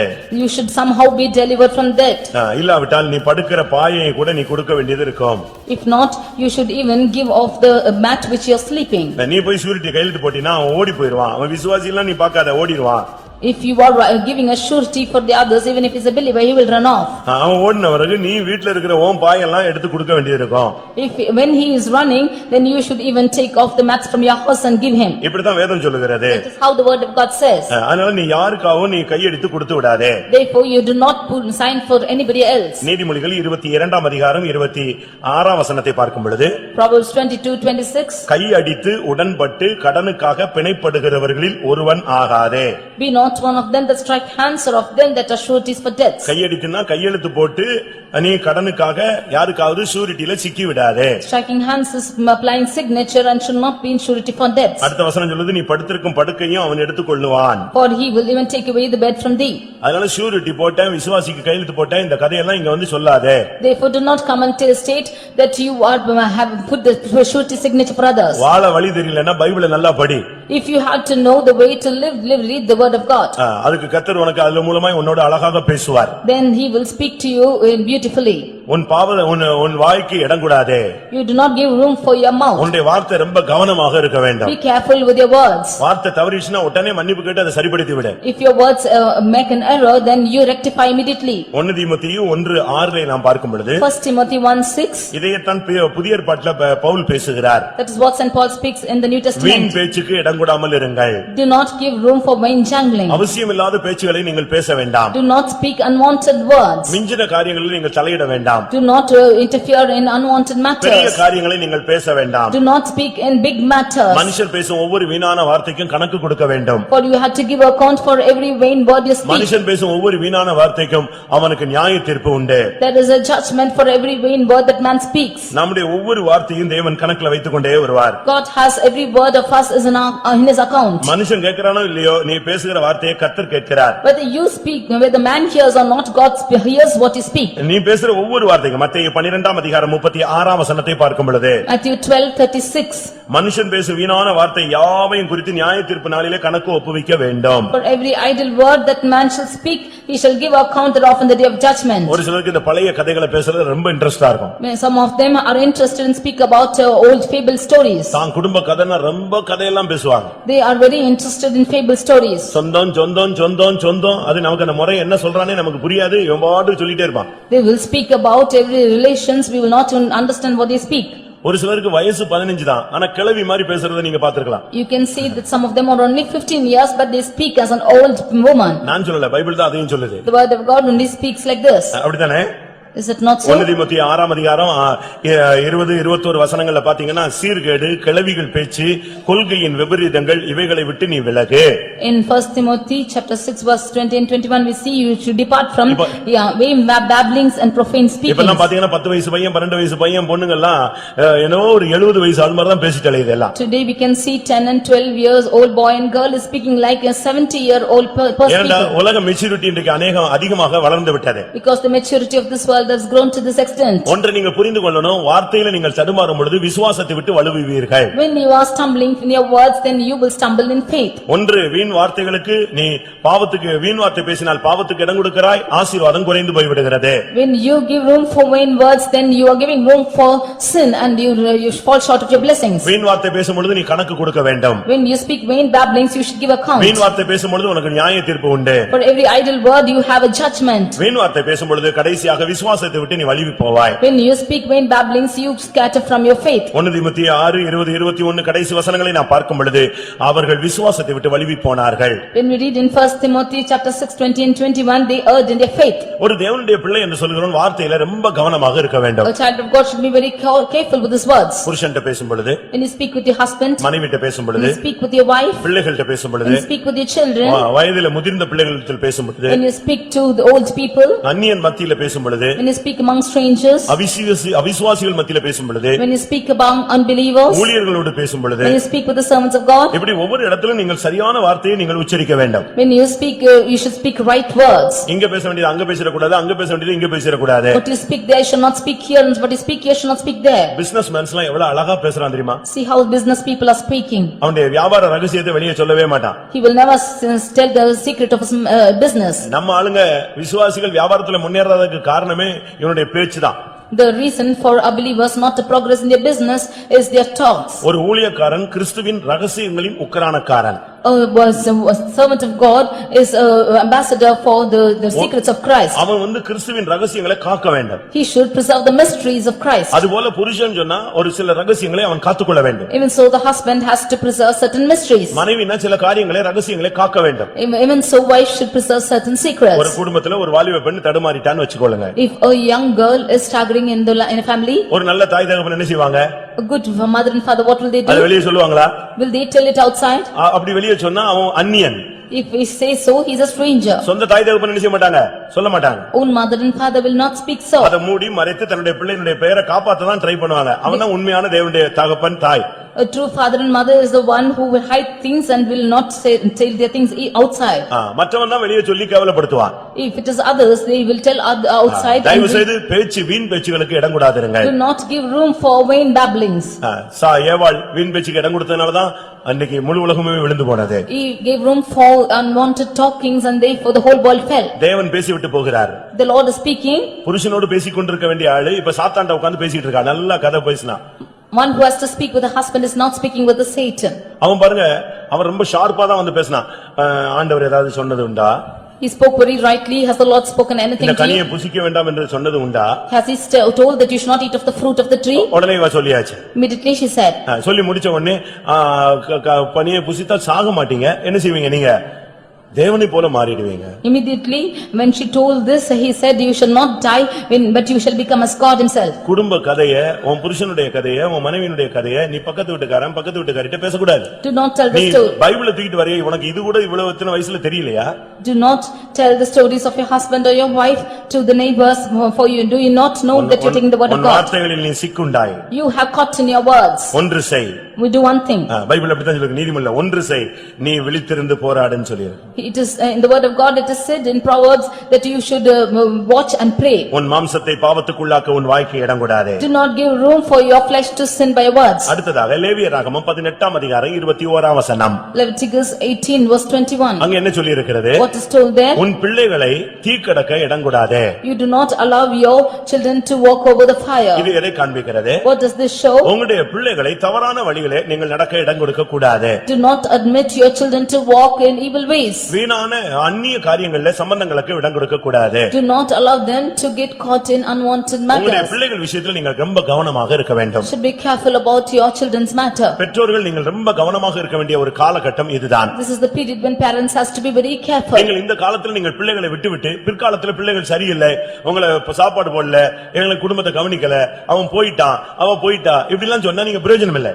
You leaving your children at this time and finally when they are grown up say that they are not looking at you, after you and they have gone out, it's not right. வேதம் என்ன சொல்லுகிறது? What does the word of God say? மோளேகுக்கென்று உன் பிள்ளைகளை தீக்கடக்க இடம் கொடாதே, பரிசுத்த குலைச்சலை உண்டாக்காதே. You do not let any seed pass through the fire of Molech, neither give room for the profane to his name. விவாகம் என்று சொன்னால் சத்தியத்தில் நீங்கள் விவாகம் பண்ணி கொடுங்கள். If it is wedding, you should get wedded in the truth. வேலை என்று சொன்னாலும் உங்களுடைய கட்டுப்பாட்டில் இருக்கிற வேலைகளை நீங்கள் சேர்த்து விடுங்கள். Even if it's in the job, you should be in the control of the job under you. படிப்பு என்றாலும் உங்களுடைய கண்காணிப்பில் உள்ள படிப்பிலே நீங்கள் வைத்து விடுங்கள். Even if it is education, let them be under your sight. நீங்கள் விட்டு நீங்கள் அதை தேடி போக கூடாது. If you let loose, you should not go seeking for உங்களுடைய them. பிள்ளைகள் விஷயத்தில் நீங்கள் சாத்தானுக்கு இடம் கொடுத்து கூடாது. In the matter of your children, do not give room to உங்களுடைய Satan. பிள்ளைகளை தெய்வீகத்துக்கு இடம் கொடுக்க நீங்கள் பழக்குவீங்கள். You practice your children to give room for godliness. பிள்ளையானவனை நடக்க வேண்டிய வழியில நடத்து, அவன் முதிர் வயதிலும் அதை விடாதிருப்பான். You lead the lad in the way that he has to walk through, he will not leave it in his old age. உங்களுடைய பிள்ளைகளை வளர்க்கிற உத்தரவாதம் உன் கையில தான் கொடுத்திருக்கிறார். The Lord has given the responsibility of growing your child into your உன் hands. பிள்ளையை குறித்து உன்னிடத்தில் தான் கணக்கு கேட்பார், அந்நியனிடத்தில் கேட்க முடியாது. He will ask the account of your children in your hands and not into a stranger. நீங்க என்ன நினைக்கிறீங்க? யூனிஃபார்ம் கொடுக்கிறதும் ஃபீஸ் கட்டுறதும் படிக்க வைக்கிறதும் நம்முடைய வேலை நினைக்கிறீங்க. You only think that getting them uniform and paying the fees and making them educated is your job. ஒரு அளவுதான் நீங்க பாசத்தை காட்ட வேண்டும். Only to some extent you should show your love. ஏலியினுடைய வாழ்க்கையிலே அவனுக்கும் அவனுடைய பிள்ளைகளுக்கும் அந்த நியாய தீர்ப்புக்கு காரணம் என்ன? The judgment which came in the days of Eli for him and his children is what? அவன் தேவனை விட தன்னுடைய குமாரரை அதிகமாய் மதித்தான். He respected more than God his children. அப்படினால் கர்த்தர் அவனையும் நியாயம் தீர்த்தார், அந்த ரெண்டு பிள்ளைகளையும் நியாயம் தீர்த்தார். Therefore the Lord judged Eli and his sons. ஒரே நாளில் 3 பேரும் மரித்தார்கள். On one day 3 of them died. உன் பிள்ளைகளை காட்டிலும் நீ கர்த்தரை காட்டிலும் உன் பிள்ளைகளை அதிகமாக மதித்து நீ அவர்களை வழியை தப்பி போக அனுமதிக்க கூடாது. More than your sons, you respecting your children should not cause them to err in their ways. யாக்கோபு ஒரு கட்டத்தில் வரும்பொழுது நீங்கள் என் வாசனையை கெடுத்து விட்டீர்கள் என்று தன் பிள்ளைகளை குற்றம் சாட்டினான். When Jacob came to a state, he said that you have spoilt my scent. அதுக்கு காரணம் என்ன? What is the reason for it? இவன் தான் காரணம். He was the reason. அந்த பிள்ளை ஊர் சுத்தணும்னு சொன்ன உடனே இவன் தான் காசு கொடுத்து ஊர் சுத்த அனுப்பிவிட்டான். He only caused his daughter to go round when she wanted to go out. தீனால் அந்த தேசத்தை சுற்றி பார்க்க விரும்பினாள். Dinah wanted to go and see the land. இவன் தான் கொடுத்து அனுப்பிவிட்டான். He only sent her. வரும்பொழுது வாழ்க்கை கெட்டு போய் திரும்பி வந்தாள். When she came back, she came spoiled. அது நிமித்தம் அன்னைக்கு பயங்கர கொலைகள் நடந்தது. Because of that, there was a great murder. முதலாவது தன்னுடைய பிள்ளை தவறு செய்யும் பொழுது வாசனை கெட்டு போனதாக யாக்கோபு சொல்லவே இல்லை. ஏனென்றால் அவனுக்கு அது தவறாகவே தென்படாத ஒரு தகப்பன். When his daughter was spoiled, he does not feel that his favor was spoiled, but because he was not able to look into her error. ஆனா அந்த ஊர்ல வாழ முடியாதுன்னு ஒரு கட்டம் வந்த உடனே அவன் சொல்றான், தகப்ப என்னுடைய வாசனையை நீங்க கெட்டு போக வைத்து விட்டீர்கள். But when he came to a point when that he could not stay in that place itself, then he said that his favor is lost. கர்த்தருடைய பரிசுத்த நாமத்துக்கு மகிமை உண்டாவதாக. Glory be to the holy name of the Lord. உங்களுடைய பிள்ளைகள் தவறாய் போக நீங்கள் இடம் கொடுக்க கூடாது. Do not give room for error in your children. அது உன்னுடைய கையை விட்டு போகிறதுக்கு சூழ்நிலை வந்தா அப்படிப்பட்ட ஒரு படிப்பும் தேவையில்லை, அப்படிப்பட்ட ஒரு வேலையும் தேவையில்லை. If your children are going away from your hands, such an education or such a job is not required. நித்திய ஜீவனை இழந்து போகிற ஒரு வாழ்க்கை உன் பிள்ளை வாழக்கூடாது. Your child should not live a life of losing eternal life. கர்த்தருடைய பரிசுத்த நாமத்துக்கு மகிமை உண்டாவதாக. Glory be to the holy name of the Lord. Mark 5ஆம் அதிகாரத்தை பார்க்கும் பொழுது Mark chapter 5. அங்கே இயேசு ஒரு பிள்ளை மரித்து போன பிள்ளையை எழுப்பும்படியாக போனார். We see Jesus went to raise up a dead child. அங்கே போன பொழுது When he went there, அங்கே எல்லாரும் உட்கார்ந்து அழுது கொண்டிருந்தார்கள். all of them were sitting and crying. அங்கே எல்லாரும் தாரை வாசித்துக் கொண்டிருந்தார்கள். And they were playing on the harps like this. இப்படிப்பட்ட சூழ்நிலையில் தான் இயேசு அந்த இடத்துக்கு போனார். In another situation, Jesus went there. அந்த இடத்துக்கு போன உடனே When he went, அவர் எல்லாரையும் வெளியே போக சொன்னார். he asked them all to go out. அவசியம் இல்லாத ஆளு, இந்த தாரை ஊதிக்கிட்டு இருக்கவன், அழுதுகிட்டு இருக்கிறவன், கூக்குரல் எடுக்கிறவன், சத்தம் எடுக்கிறவன் எல்லாம் வெளியே போன்னு சொன்னார். He asked all the people who were playing and who were crying out to go outside. பேதுரு, யோவான், யாக்கோபு இந்த மூன்று பேரையும் அழைத்துக் கொண்டு அவர் உள்ளே போனார். வேற யாருக்கும் அவர் இடம் கொடுக்கவில்லை. He only suffered Peter, James and John and did not give room for anybody else. Mark 5:37 இல்லாவிட்டால் 5:40 இந்த வசனங்களை நீங்கள் படிக்கும் பொழுது When we read in Mark 5:37 and 40, அங்கே என்ன சொல்லப்பட்டிருக்கிறது? what is told there? தேவையில்லாதவர்களை அவர் வெளியே போக பண்ணினார். He caused all of them who were unnecessary to go out. வேற யாருக்கும் அவர் இடம் கொடுக்கவில்லை. He did not give room for anybody else. அந்த இடத்துல பேதுரு, யோவான், யாக்கோபுக்கு மட்டும் தான் அவர் இடம் கொடுத்தார். Jesus suffered only Peter, James and John. அந்த பிள்ளையின் இடத்துல போகும்பொழுது தாய் தகப்பனுக்கு மட்டும் இடம் கொடுத்தார். He allowed only the mother and father to go to the child. இது எதை காண்பிக்கிறது? What does this show? உன்னுடைய குடும்ப வாழ்க்கையில புருஷன், மனைவி, பிள்ளைகள் இவர்களுக்கு தான் இடம் இருக்கணுமே தவிர பக்கத்து வீட்டுக்காரனுக்கோ, நண்பனுக்கோ, சொந்தக்காரனுக்கோ, அண்ணனுக்கோ, அக்காவுக்கோ நீ இடம் கொடுக்க கூடாது. In your family life, you should have place only for the husband, wife and children, not for the neighbor or for the brother or sister in the families. வாழத் தெரியாமல் வாழ்க்கையில முட்டிக் கொண்டிருக்கிறவர்கள் கர்த்தருடைய வார்த்தையை கவனியுங்கள். Those who are crossing in rough roads without able to live, you just hearken to the word of God. எங்க அம்மா வருவாங்க, எங்க அக்கா வருவா, எங்க அண்ணன் வருவான், எல்லாரும் வரட்டும், ஆனா வாழ்க்கையில நீ இடம் கொடுக்காதன்னு சொல்லி தருகிறேன். But your mother, you let my mother come, my sister come, my brother come, let all of them come, but do not give room for all this in your life. நீ வேற ஆளுக்கு இடம் கொடுத்தேனா உன்னுடைய வாழ்க்கை உயிரடையாது. If you give room for alien persons, then your life will not be alive. ஜெபாலய தலைவன் இயேசுவை அழைத்து வரும்படியாக போய்விட்டான். The synagogue captain ruler went to call Jesus. அவன் திரும்பி வர்றதுக்குள்ள பிள்ளை செத்து போய்விட்டது. When he came back, his daughter was dead. இவன் தகப்பன் வர்றதுக்கு முன்னால அதுக்குள்ள பேண்ட் செட் அடிக்கிறவங்க கொண்டு வந்து வச்சிட்டாங்க. Before the father should come back home, they even made arrangements for the band set. தகப்பன் வரல, அதுக்குள்ள இங்க மியூசிக் எல்லாம் போட்டு ஆட்டம் தொடங்கியாச்சு. செத்து போனதுக்கு 12 வயசு பிள்ளை செத்ததுக்கு ஆட்டமா? For the 12-year child who was dead, there was a dancing and the music for that. வாழ்க்கையில தோற்று போனதுக்கு, வாழ்க்கையில குடும்பம் நஷ்டம் அடைகிறதுக்கு நீ ஒரு காரணமாக இருக்க கூடாது. For the defeat in the families and for the failures, you should not be reason for it. இயேசு என்ன பண்ணார் தெரியுமா? What did Jesus do? வந்த உடனே சொன்னார், பேதுருவை கூப்பிட்டார், யோவானை கூப்பிட்டார், யாக்கோபை கூப்பிட்டார், நீங்க 3 பேர் வா உள்ள போலாம்னு சொன்னார். As soon as he came in, he called for Peter, James and John alone. Let's go inside, he said. உள்ள போன உடனே அங்க தாரை ஊதிக்கிட்டு இருக்கவன், சத்தம் போட்டுக்கிட்டு இருக்கவன், இரைச்சல் இட்டு இருக்கவன் எல்லாரும் வெளியே ஓடுன்னு சொன்னார். Immediately when he went inside, he chased everybody who were playing on the music like this outside. அந்த தாயும் தகப்பனையும் உள்ளே அழைத்து கொண்டு போனார். And called the father and mother inside. ஒரே ஜெபம். He prayed once. தலித்தா கூமி. Talitha kumi. சிறு பிள்ளையே எழுந்திரு என்று அர்த்தமா. Which is interpreted, damsel, or say thee arise. அந்த பிள்ளை எழும்பிடுச்சு. And the child rose. வாழ்க்கை இன்னைக்கு செத்து போன நிலவரத்துல இருக்கிற நீ இந்த உபதேசத்துக்கு நீ கீழ்ப்படி உன் வாழ்க்கை சரியாயிடும். You who are dead in your life, you will hearken to this doctrine and your life will set right. உங்க அம்மா இருக்கட்டும், அம்மா ஸ்தானத்திலேயே இருக்கட்டும். May it be your mother, let she be in her position. அப்பா இருக்கட்டும், அப்பா ஸ்தானத்திலேயே இருக்கட்டும். அந்த ஸ்தானத்தை விட்டு இறங்கவும் வேண்டாம். Let the father be in his position alone, let him not raise or come down. அண்ணன், அக்கா, தங்கச்சி எல்லாரும் இருக்கட்டும். எல்லாரும் செத்து போக முடியாது. எல்லாரும் இருக்கத்தான் செய்வாங்க. ஆனா அவங்களுக்கு நீ இடம் கொடுக்காத. வாழ்க்கையில உன்னுடைய வாழ்க்கையில நீங்க ரெண்டு பேரும் இருக்கிற வாழ்க்கையில உன் பிள்ளைகள் விஷயத்துல இன்னொருத்தன் தலையிட அனுமதிக்காத. May it be a brother or a sister, which is your life, let them be a side in your life. You don't admit anybody else to come inside. நான் சொல்லுவது வேத வசனம் தான், தேவனுடைய வார்த்தை தான் சொல்றவங்க அல்லேலூயா சொல்லுங்க. Hallelujah. நீங்க பிராக்டிஸ் பண்ணி பாருங்க, உங்க ஃபேமிலி அழகா ஸ்மூத்தா ரன் ஆகும். You practice this in your family will run smoothly. நீ அதை விட்டுட்டு Leaving this, தார அடிக்கிறவனை கொண்டு வந்து உள்ள வச்சிருந்தேனா, if you make the people who are playing bands to come inside, தார தப்பட்ட அடிக்கிறவன எல்லாம் உள்ள வச்சிட்டேனா அவன் வந்து நல்லா அடிச்சிட்டே இருப்பான், டெய்லி அடிச்சிட்டே இருப்பான். நீ உன் வாழ்க்கை ஆடிக்கிட்டே இருக்கும் நல்லா. one who is playing the music, if he comes inside, then he will keep on playing on it and your life will be shattered. நீ பிசாசுக்கு இப்படி தான் இடம் கொடுக்கற. This is how you are giving room for the devil. எங்க அண்ணன் தான் எனக்கு முக்கியம். My brother is most important. நீ இந்த அறிவு உள்ளவன் கல்யாணம் கட்ட கூடாது. If you have this confession, you should not get married. எங்க அம்மா தான் எனக்கு முக்கியம். My mother is most important. நீ சாமியாரா போயிருக்கணும். You should have gone as a sage. என்னது கல்யாணம் கட்டன நீ? Why have you got married? பைபிள பாரு, பைபிள் என்ன சொல்லுதுன்னு பாரு. See what the word of God says. அதனால தான் பாஸ்டர் மதுரையில சின்ன பாஸ்டர் ஒருத்தர் இருக்கார், ரொம்ப அருமையா பிரசங்கம் பண்ணுவார். In Madurai, the small pastor used to preach like this.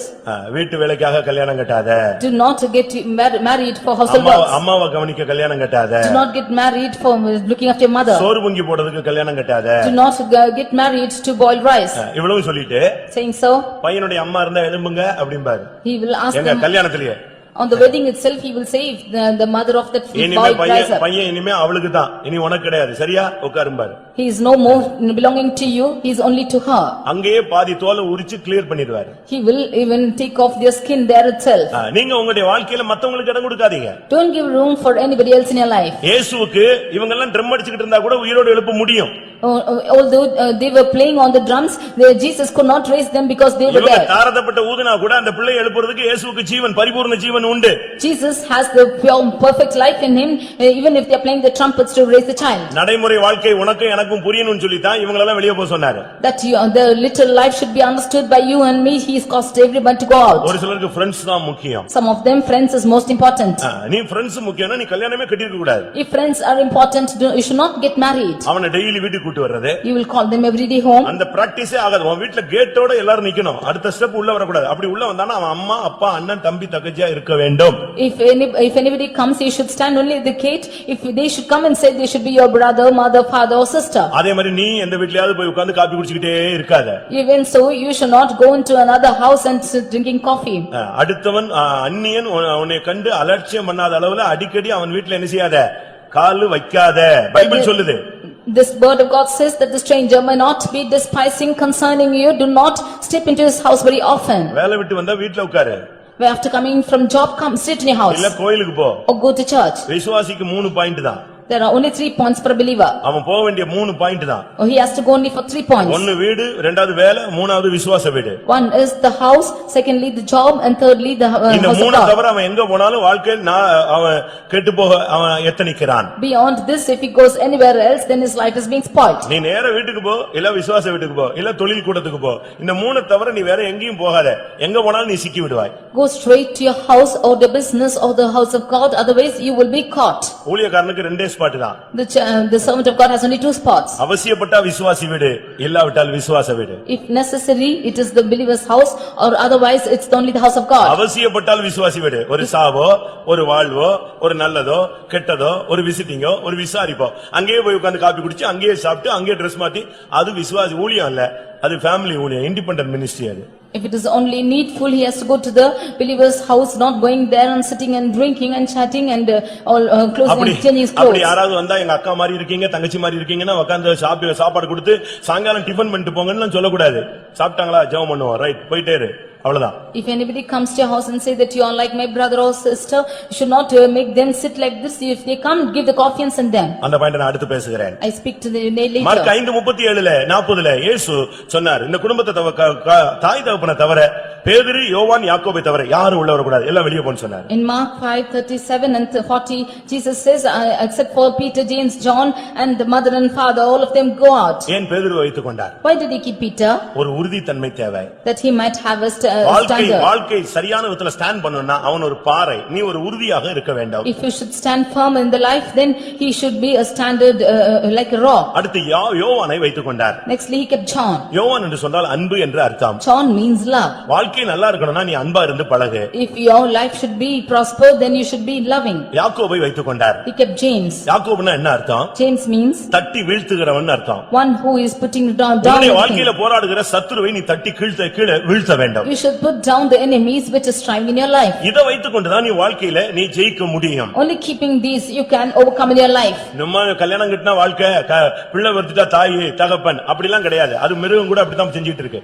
You should not think that after getting wedded and you get children, you are mother and father, even animals like that. உன் நிமித்தம் தேவனுடைய நாமம் தூஷிக்கப்படக்கூடாது. By you, the name of the Lord should not be blasphemed. இப்படித்தான் வாழணும்னு Bible அழகா சொல்லுது. The word of God says that you should live like this. எங்கயாவது தடுமாற்றம் இருந்துச்சுன்னா பைபிளை போய் உட்கார்ந்து படிச்சு பாரு, குடும்ப வாழ்க்கையை பத்தி என்ன சொல்லிருக்கு. If you are stumbling anywhere, go read the word of God as to what the family life is. புருஷனை பத்தி எப்படி சொல்லிருக்கு, பிள்ளையை பத்தி சொல்லிருக்கு, மனைவி பத்தி என்ன சொல்லிருக்குன்னு உட்கார்ந்து படிச்சு பாரு. You read just what is told about the husband or the wife or children. கர்த்தருடைய பரிசுத்த நாமத்துக்கு மகிமை உண்டாவதாக. Glory be to the holy name of the Lord. கடைசியாக நாம் பார்க்கும் பொழுது Finally, when we see தீத்து 2ஆம் அதிகாரம் 15ஆம் வசனத்திலே Titus 2:15, மற்றவர்கள் உன்னை அசட்டை பண்ண இடம் கூடாது. do not cause others to accuse you. நீ சரியா இருந்தா ஒருத்தனும் உன்னை அசட்டை பண்ண மாட்டான். When you are right, others will not despise you. மற்றவங்க என்னை மதிக்கிறது இல்ல, என்ன கனம் பண்றது இல்ல, என்னை ஏத்துக்கிறது இல்ல, நான் சொன்னா கேட்கறது இல்ல, இதெல்லாம் நீ சொல்றது காரணம் என்ன? நீ கரெக்டா இருந்தீனா நீ சொல்ற வேர்டுக்கு மதிப்பு உண்டு. Others are not respecting me, others are not giving manners to me. Even so, if your words are right, then others will respect you. நீ உன் சாணத்தை விட்டதனால தான் இவ்வளவு பிரச்சனைகள் வருகிறது. Because you have left that position, all these problems are coming. அங்க அழகாக வேதம் சொல்லுகிறது, That the word of God beautifully says, தவறு செய்தவர்களை நீ கடிந்து கொள்ளலாம். you met those who have gone erred in your way, you can think of this. நீ பேசி போதித்து சகல அதிகாரத்தோடும் கடிந்துகொள். You speak and exhort and rebuke with all authority. ஒருவனும் உன்னை அசட்டை பண்ண இடம் கூடாது. Let no man despise thee. நீ கரெக்டா அதிகாரத்தோடு நீ தாயா இருக்க வேண்டிய இடத்துல தாயா இருந்து, நீ தகப்பனா இருந்து, நீ புருஷனா இருந்து, நீ மனைவியா இருந்து, அந்தந்த ஸ்தானத்துல நீ நின்னு கரெக்டா இருந்தீனா ஒருவனும் உன்னை அசட்டை பண்ண மாட்டான். You be in the position of the mother or father or wife or husband, and if you are in this position, no one will despise you. நான் ஊழியக்காரன், நான் என் ஸ்தானத்துல நான் கரெக்டா நின்னேனா ஒருவனும் அசட்டை பண்ண மாட்டான், எல்லாரும் கனம் பண்ணுவான். I am a servant of God. If I stand in my position, nobody will despise me, all will honor N me. ஸ்தானத்தை நான் விடும் பொழுதுதான் நீங்க எல்லாரும் என்னை அசட்டை பண்ண ஆரம்பிப்பீர்கள். Only when I leave my position, you will all despise me. அதுபோல ஒரு தாய் தகப்பன் ஒரு புருஷன்னா அவன் அந்த புருஷ ஸ்தானத்துல லட்சணத்துல நிக்கணும். Even so, a mother or father or a husband, you should stand in the position of the husband. அப்போ உன்னை மத்தவங்க அசட்டை பண்ண மாட்டாங்க. And then others will not despise you. வெளிப்படுத்தல் 2ஆம் அதிகாரம் 20ஆம் வசனத்துல Revelations 2:20, எசபேலின் ஆவிக்கு நீ இடம் கொடுக்கிறாய். you are giving room for the spirit of Jezebel. இது ஒரு மாம்சத்தின் ஆவி. This is the spirit of flesh. கடைசி காலத்துல மாம்சத்தின் ஆவி பயங்கரமாக போராடும். In the last days, the spirit of flesh will strive. கண்களின் இச்சை, The lust of eyes, மாம்சத்தின் இச்சை, the lust of flesh, ஜீவனத்தின் பெருமை, and the pride of life. இது எசபேலுடைய ஆவி. This is the spirit of Jezebel. எசபேலுடைய ஆவின்னு சொன்னா அது கற்பில்லாத ஒரு தன்மை. Jezebel means the tendency of not chastity. அப்படிதான் பைபிள்ல சொல்லி இருக்கிறார். That is what is told. Jezebel என்று சொன்னால் பைபிள் டிக்ஷனரியில அவளுடைய பேருக்கு அர்த்தம் கற்பு இல்லாதவள்.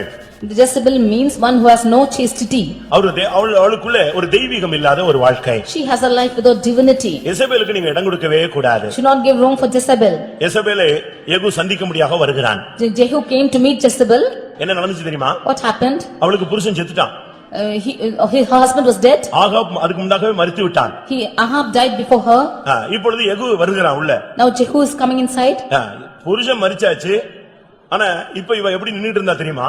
The husband is dead. Now how is she standing? ராஜாக்களின் புத்தகத்துல சொல்லி இருக்கிறது. When you read in the Kings, வயசு எத்தனை வயசு? கண்களுக்கு மையிட்டுக் கொண்டு தன் தலையை சிங்காரித்துக் கொண்டு ஜன்னலின் மேல் நின்று அங்க இருந்தா பேச ஆரம்பிச்சா. She was old enough, but she was adorning herself and putting eyelashes and standing on the window. பெந்தேகோஸ்துல வந்துட்டியா? உலக ஆடம்பரத்துக்கு முடிவு கட்டிவிட வேண்டும். When you come into the Pentecostal life, you should leave the passions of this world. அழகும் வீண், சௌந்தரியம் வஞ்சனை உள்ளது. For favor is deceitful and beauty is vain. அப்படிதான் பைபிள் சொல்லுகிறது. That is what the word of God says. ஏசாயா 53ஆம் அதிகாரம் என்ன சொல்லுகிறது? What does Isaiah 53 say? அவருக்கு அழகும் இல்லை, சௌந்தரியம் இல்லை, அவரை பார்க்க விரும்பத்தக்க ரூபமும் இல்லை. He has no form nor comeliness, neither was he able to be looked upon. ஆனபடியால்தான் எசபேலுடைய Aavin சொல்லுகிறது, இந்த கண்களுக்கு மையிடுகிறது, ஐப்ரோ பண்றது, இந்த Fair and Lovely, face to face, இதெல்லாம் எசபேலுடைய ஆவி. Putting the eyebrows or the eyelashes and the face to face of Anne Lowly is all the spirit of Jezebel. நான் சொல்றது உங்களுக்கு கஷ்டமா இருக்கும், பைபிளை தான் நான் சொல்றேன். I tell you the word of God. ஏசாயா 3ஆம் அதிகாரத்துல வீட்ல போய் உட்கார்ந்துகிட்டு அந்த தமிழ் பழைய அர்த்தம் புரியலன்னா இங்கிலீஷ் பைபிளையும் வச்சுக்கோ, ஆர்சி பைபிளையும் எடுத்து வச்சுக்க. கரெக்டா நீ இப்ப போட்டிருக்க Dress எல்லாம் அக்கு வேற ஆணி வேற அங்க தெளிவா சொல்லிருக்கு. You read Isaiah chapter 3 and keep the RC Bible or the Tamil Bible or the English Bible with you and see what is written there. இப்ப போடுற துப்பட்டா வரைக்கும் அங்க எழுதி இருக்குங்க. Even unto the dupatta that you are putting on, this is told there. அதுக்கு நியாய தீர்ப்பு உண்டுன்னு எழுதி இருக்கு. அது என்னன்னு எனக்கு புரியல. And even for that is a judgment. எல்லாத்துக்கும் நியாய தீர்ப்பு தெளிவா எழுதி வச்சிருக்கு. For everything is a judgment written there. ஏசாயா 3ஆம் அதிகாரத்துல நீங்க பாத்தீங்கன்னா When you read in Isaiah chapter 3 23:3ல கண்ணாடி நீ போடுற ஃபெட்ஸ் கலர் கலரா போடுறியே, கண்ணாடி சல்லாக்கள் குல்லாக்கள் துப்பட்டாக்கள் எல்லாவற்றையும் உரிந்து போடுவார். He will put away the glasses, the fine linen, the hoods and the veils. எல்லாம் நீ எப்ப தடுமாறியோ என்னென்ன மாற்றம் போடுறியோ அவ்வளவுக்கு அங்க ஜட்ஜ்மென்ட் உண்டு. Whenever you are stumbling and whenever you put on the fashion, there's a judgment. ஒரு சகோதரி ஐபாட் வேணும்னு கேட்டாங்க. One sister asked for an பக்தி விருத்திக்கு எதுவா சொல்றேன். I tell you for the edification. பாட்டு கேட்கிறதுக்கு. That you might listen song. ஏதாவது scene இருந்தா பாத்துக்கலாம் அப்படின்னு சொல்லிட்டு ஐபாட் கேட்டாங்க. She asked for an iPod that she might look into any scene. அவங்களுக்கு கிடைச்சிருச்சு. She got it. இப்ப கிடைச்சு அவங்க ஊர் போய் சேர போறாங்க. She got it and was to go back to the place. அப்படி ட்ரெயின்ல இருக்கும்போது ஒரு தரிசனம். In the train she got a vision. Judgement நடக்குது. There's a judgment. ஜட்ஜ்மென்ட் நடக்கும்போது the judgment is taking place. VCD use பண்ணவங்களுக்கு எல்லாம் சிக்ஷை. And those who are using the VCD, they are judged. LCD use பண்ணவங்களுக்கு எல்லாம் சிக்ஷை. Those who are using LCD, they are judged. இப்படி judgement வந்துட்டே இருக்கு. Like this judgment is coming on. அப்ப ஊழியக்காரங்களும் அதுல மாட்டிட்டு போறாங்க. And the servants of God also caught in it. அப்ப இந்த சிஸ்டரையும் பிடிச்சு இழுக்குறாங்க. And they are calling the sister too. இவங்க சொல்றாங்க நான் இப்பதான் வாங்கி இருக்கேன். The sister says now only I have got it. இன்னும் நாங்க யூஸ் பண்ணல. I have still not used. இல்ல நீ வாங்கிட்டு இல்ல அந்த ஆவி வந்துருச்சு இல்லையா, உனக்கு அதுக்கு ஜட்ஜ்மென்ட் வா எங்களோட சேர்ந்து நீ வான்னு இழுக்குறாங்க. You have already got it, therefore the judgment is there for you. You come, they said, and they caught her. ட்ரெயின்ல டக்குன்னு முழிச்சிட்டாங்க. And she just looked the train. ஆண்டவரே நியாய தீர்ப்புக்கு எதுவான இந்த ஐபாட் எனக்கு வேண்டாம்னு பிரதிஷ்டை பண்ணியாச்சு. And she consecrated, Lord, this iPod which is against towards the judgment, I do not want it. அவங்க கிட்ட எல்லாம் பேசுறாள், நம்ம ஆளுங்கள்ட்ட பேச மாட்டேங்கறாரே. The Lord is speaking to them, the Lord is not speaking to our people. இவன் இப்பதான் start பண்ணல, இவன் எப்பவுமே உள்ளே இருக்கிறான். He is already into it, he is not yet started. இப்ப வீடுலாம் ஹோம் தியேட்டர் தானே. Now all the homes are home theaters. அந்த காலத்துல இது இவ்வளவு சிறுசா இருந்துச்சு, இப்ப ஃபுல்லா வீடு முழுசும் அப்படியே படுத்துக்கிட்டே நின்னுக்கிட்டே பாத்துக்கிட்டே போலாம். Before it was only small, but now it is applying to the whole house. பிசாசு அழகா உன்னை பரலோகத்துக்கு போக கூடாதுங்கிறதுக்கு என்னென்ன வழி உண்டோ, உனக்கு டிவி வாங்க காசு இல்லையா, கலைஞர் டிவி ஈஸியாவே கையில கிடைச்சிருச்சு. Whatever is easier for you, if you do not have money to get the TV, you are getting in free of cost. ஒரு விசுவாசி சண்டே சர்வீஸ்க்கு வரல. For a Sunday meeting, the believer did not come. ஆனா மனைவி பிள்ளைகள் எல்லாம் வந்துருச்சு. Wife and children came. எங்க brother எங்கன்னு கேட்டா, I asked where your brother is. இன்னைக்கு தான் கலைஞர் டிவி கொடுக்கறாங்களா, அதை வாங்குறதுக்கு அவர் நிக்கிறார். இவனை கொண்டு போய் நான் எந்த பரலோகத்துல நான் சேர்க்கிறது? Today only the Kalanyar is giving the TV and he's gone to get it. Whom can we keep this listening? எந்த மனுஷனையும் கிறிஸ்து இயேசுவுக்குள் தேர்ந்தவனா இந்த டிவி வாங்கிட்டு வச்சிருந்தவனா நான் தேர்ந்தவனா கொண்டு போய் நிறுத்தணும்னா நான் எங்க போறது? If you get the TV in your house and keep us and say this verse as to அவனுக்கு ஞாயிற்றுக்கிழமை ஆராதனை விட இதுதான் ரொம்ப முக்கியமா இருக்கு. More than the worship of the Sunday, this is most important. இது வந்துட்ட பிறகு when this comes, எங்க வீட்டுக்காரர் இப்ப வெளியவே போறது இல்ல, எங்க இருக்காரு? வீட்லயே இருக்காரு. Now my husband is not going outside, he is in my house itself. இப்ப வீடு எல்லாம் மாறிடுச்சு. Now what is the house become? தியேட்டரா மாறிடுச்சு. It's become a theater. நான் ஒரு குப்பத்துக்கு ஒரு வீடு விசிட்டிங் போயிருந்தேன். I went to a place for visiting. ஒரு குப்பம் மீனவர்கள் ஏரியா. It's a kuppam. அங்க பாத்தீங்கன்னா ஒரு சின்ன குடிசை. And it's a small hut. அந்த சிஸ்டர் வாரம் சாட்சி சொல்லும். That sister will every week testify. கூட்டத்துக்குலாம் ஓடி ஓடி வரும். She used to come running for the meetings. அன்னைக்கு சாயங்காலம் ஒரு 7 மணிக்கு நான் வீட்டுக்கு போயிட்டேன். That day evening 7 I went to house. அவ்வளவுதான். That is all. நான் போன உடனே அவங்களுக்கு மூச்சு பேச்சே இல்லாம போயிடுச்சு. They could not even utter a word when I went to their house. Brother வந்திருக்கிறார் அப்படினாங்க. They said that brother has come. அவங்களுக்கு என்ன பண்ணனே தெரியல. She did not know what to do. ஏனா ஒரே குடிசை, நம்ம வீடு மாதிரி 7 வாசல் இருந்தா அடுத்த வாசல்ல திறந்து விட்டுறலாம், வெளிய போய்டுவாங்க எல்லாரும். Because it's a small hut and if we had other doors they've gone out. குப்பத்துல இருக்கிற 17 பேர் உள்ள இருக்கறாங்க அந்த வீட்டுக்குள்ள. The 17 of them, that kuppam is there inside that hut. இவங்க வாலிப பிள்ளைகள் அங்க தான் இருக்கு, வெளிய உள்ள வாலிப பையன் அங்க தான் இருக்கான், ரோட்ல உள்ளவன் பக்கத்து வீடு எல்லாம் உட்கார்ந்து ரொம்ப இன்ட்ரஸ்டா பாத்துட்டு இருக்க நேரத்துல நான் பிசாசு மாதிரி நான் உள்ள போயிட்டேன். Their young children and their neighbors, boys were all sitting inside and watching and they were very interestedly, and that time I went in as a devil. அப்படிதானே நான் தானே பிசாசு அப்ப அவங்களுக்கு At that time I am a devil to the house. அவங்களுக்கு பெரிய தடை அப்போ It caused a hindrance to them. என்ன பண்ணுன்னு தெரியல. இவங்க சொல்றாங்க நான் இதுக்கு தான் சொன்னேன் வராதீங்கன்னு சொன்னேன் போங்க எல்லாரும் வெளியே. பாவம் அந்த ஜனங்கள் என்ன ஏசிக்கிட்டே வெளியே போறான்.